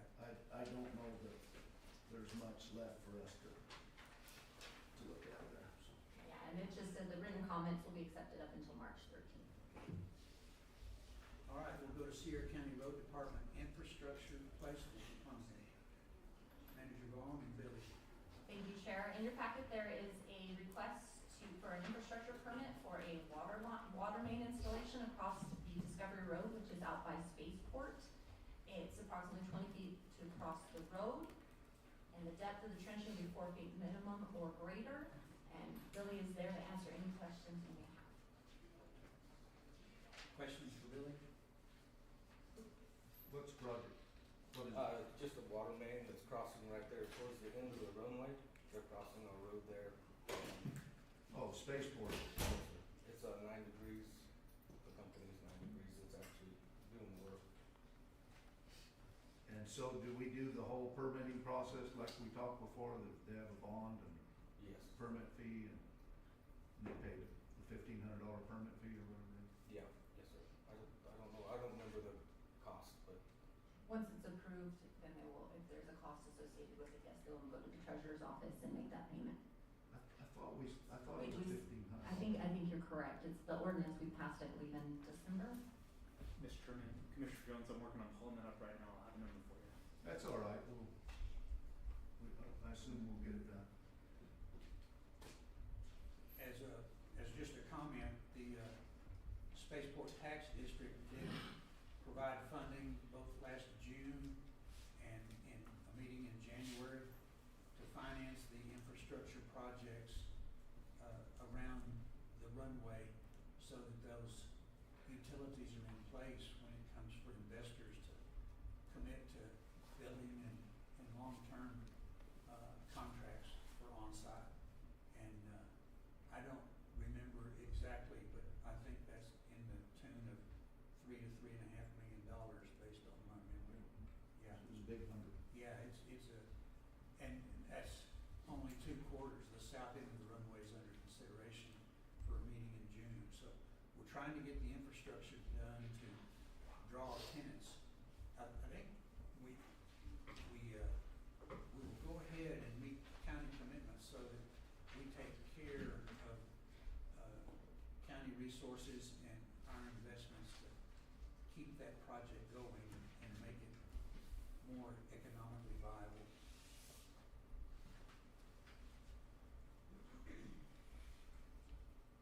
Do we need action on this? Yes. So is there a motion to approve the infrastructure placement permit? So moved. Is there a second? Yeah, I'll second. Moved and seconded, all in favor say aye. Aye. Aye. Motion is approved. And that's subject to the receipt of the permit fees. Yes, sir. Mr. Chairman, Commissioner Jones, I did have an opportunity to confirm that. So it's $100 for the application fee, and they also have to post a $1,500 bond. $1,500 bond. That's right. Perfect. And Mr. Chairman, Commissioners, for future reference, I don't believe that these will be coming to you all as a preliminary matter first, because the ordinance provides for it to be determined by Right. our road superintendent, and then for an appeal to come before the county commissioners. So just so y'all are aware. Okay, we'll go to item 9, A, request for proposals, 2026-12-001, Resource Management Plan Contract, award and notice to proceed with LOI Engineers. Manager Vaughn. Thank you, Chair and Commissioners. You have all received the request for proposals, the proposal by LOI for the resource management plan. What we're requesting here is to allow me to finish negotiating the contract and, do the contract and go ahead and sign it. We received 3 proposals. The evaluation committee reviewed those responsive proposals and recommended award to LOI. LOI is in the audience to answer any questions we may have. The cost of this is $85,000 plus GRT. We do have that money either in LACTIF or in our general fund that we can bring a budget adjustment once the contract is negotiated and signed. And with that, we'll stand for any questions. Don't be scared, I don't have any questions for you. LOI would like to give us any background or a statement? Yes, good afternoon, Mr. Chair, Commissioners, County Manager Vaughn. We're super excited to be potentially part of this process. LOI has supported many of these initiatives, both on the engineering and planning side. So just here to answer any questions, and again, we're looking forward to kicking off this process with Sierra County. Sir, just for the record, tell us your name and your position. Yes, my name is Fred Lopez, and I'm the practice lead with LOI Engineers. Okay, thank you. Commissioners, do you have any comments on this? Mr. Lopez, I'm probably one of the pushers on getting this resource management plan done for the county. We've been at a huge disadvantage in the past with all of the federal agencies when it comes to seeking cooperative status on projects proposed, environmental assessments, and EISs. Our current county plan does not discuss cultural and historical practices and on-the-ground management for the non-federal lands. We've been required through the Council of Environmental Quality to mirror the resource management plans of the federal agencies in order to have that cooperative status available upon our request. We've had several things going on. The BLM is doing a resource management plan. The Forest Service has been doing one for 5 years. It's still not approved. We had some real difficult situations with the Black Fire that burned,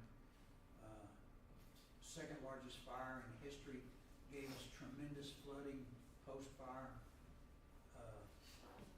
The reservoir level in Elephant View, the things that are happening with White Sands Missile Range, but we have no ability to influence, generally only the ability to comment along with the rest of the board, no cooperative status.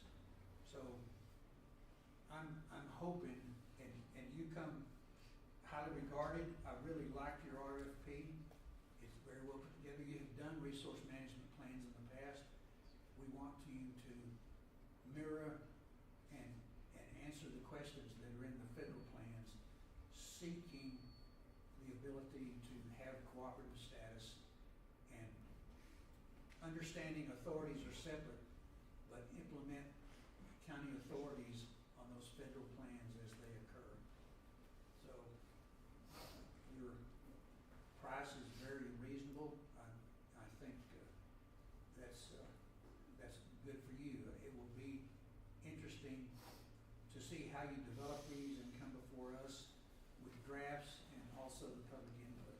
It's critical that you talk to those people that Commissioner Jones referenced, the on-the-ground folks who, in the agriculture community, make this county work. And it's ranchers and farmers.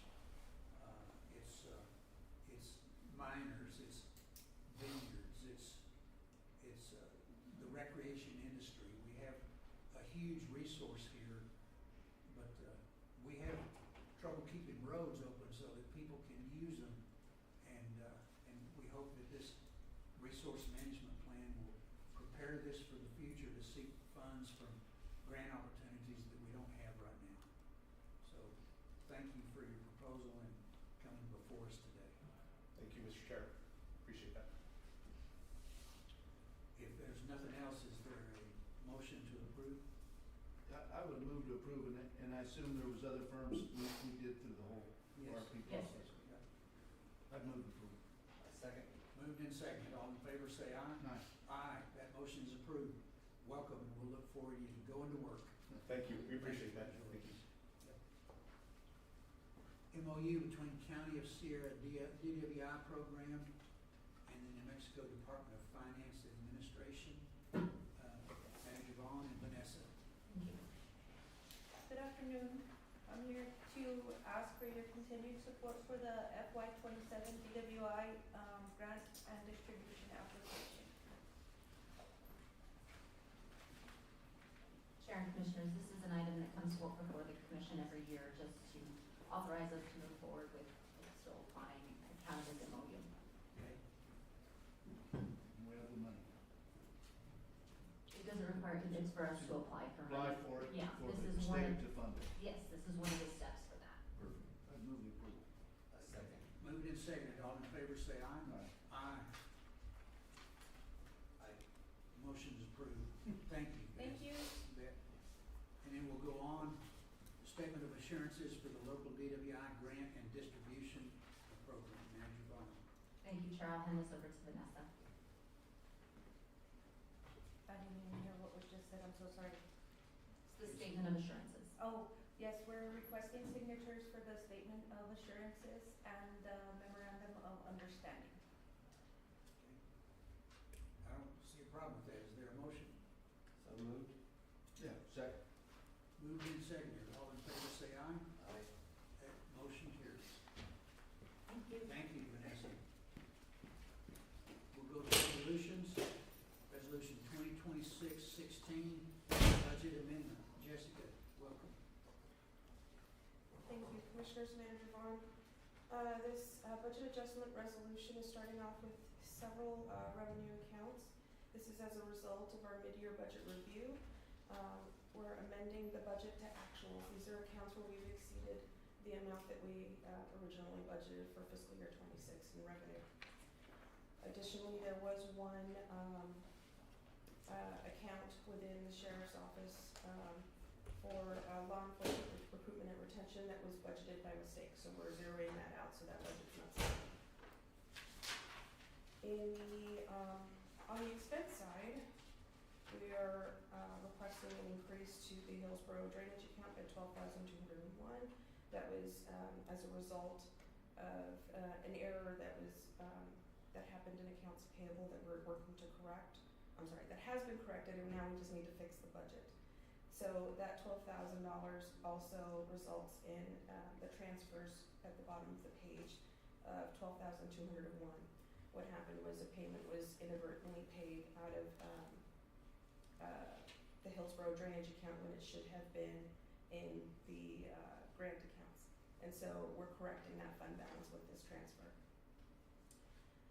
In Lactive, we're requesting an increase to the minor equipment account for $27,000.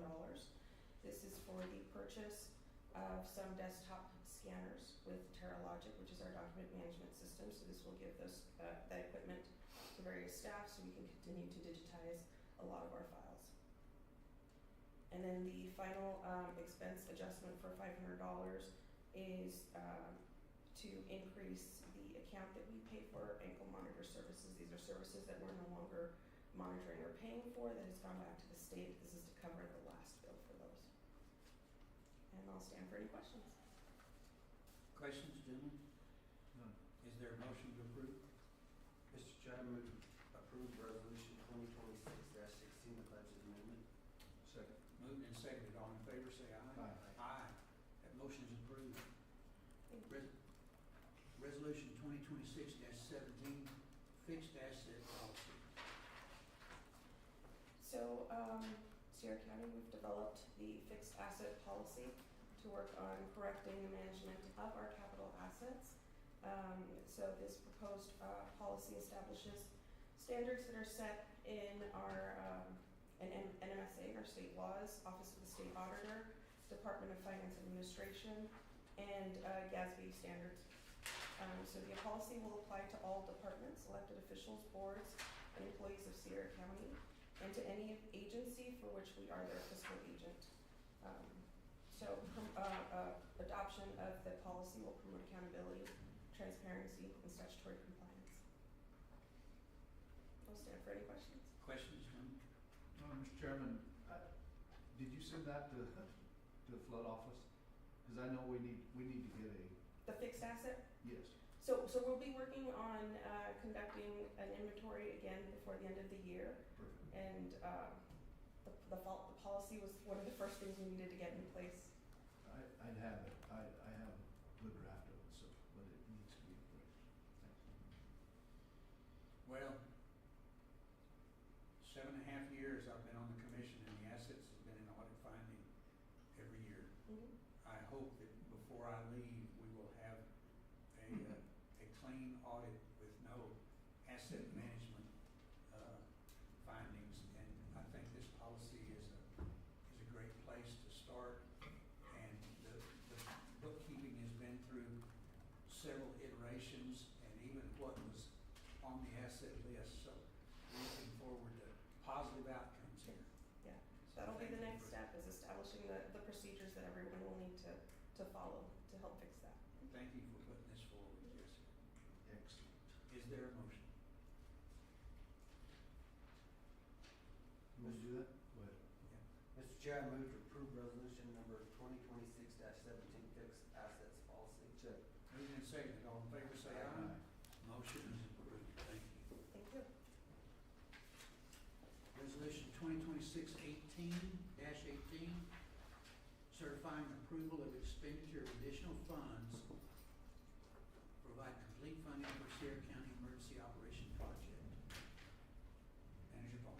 Thank you, Chair and Commissioners. So this was a requirement from the state for the $2.2 million tentative award from the governor's office on the grant we applied for. Currently, we have budgeted the $637,195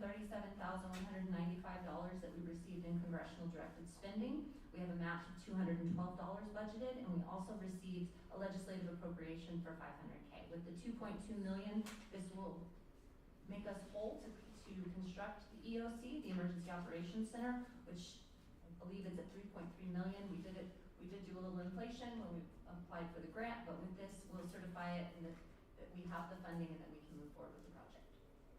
I will stand for any questions. Questions, gentlemen? Mr. Chairman, do we have a location for that? I believe we do. Mr. Jones, it is the property directly behind this building. We have worked with ASA Architects, who has done the preliminary design. We are, as soon as we get the funding, we are, I believe, 90 to 180 days to get a shovel in the ground. But we own the property. Yes, sir. Perfect. Makes me happy. Other Not questions? mine, but I move the, it's, 2618. None. Yes. Second. Yep, 18, correct. And we have a motion and a second, all in favor say aye. Aye, motion passes. Resolution 2026-19, authorizing the county to submit application to Department of Finance Authority to participate in the local DWI grant and distribution program. Manager Hall. Thank you, Chair and Commissioners. This is the final step in getting all the documents together to apply for the DWI grant program. First with the other two items that we approved, and this will just authorize us to move forward with the application. Mr. Chairman, I move approval of 2026-19. Second. Moved and seconded, all in favor say aye. Aye. Aye, motion passes. We have no executive session, and so I would request a motion to adjourn. Move to adjourn. Second. We are adjourned. Thank you for coming. The next regular meeting is Tuesday, March 17th.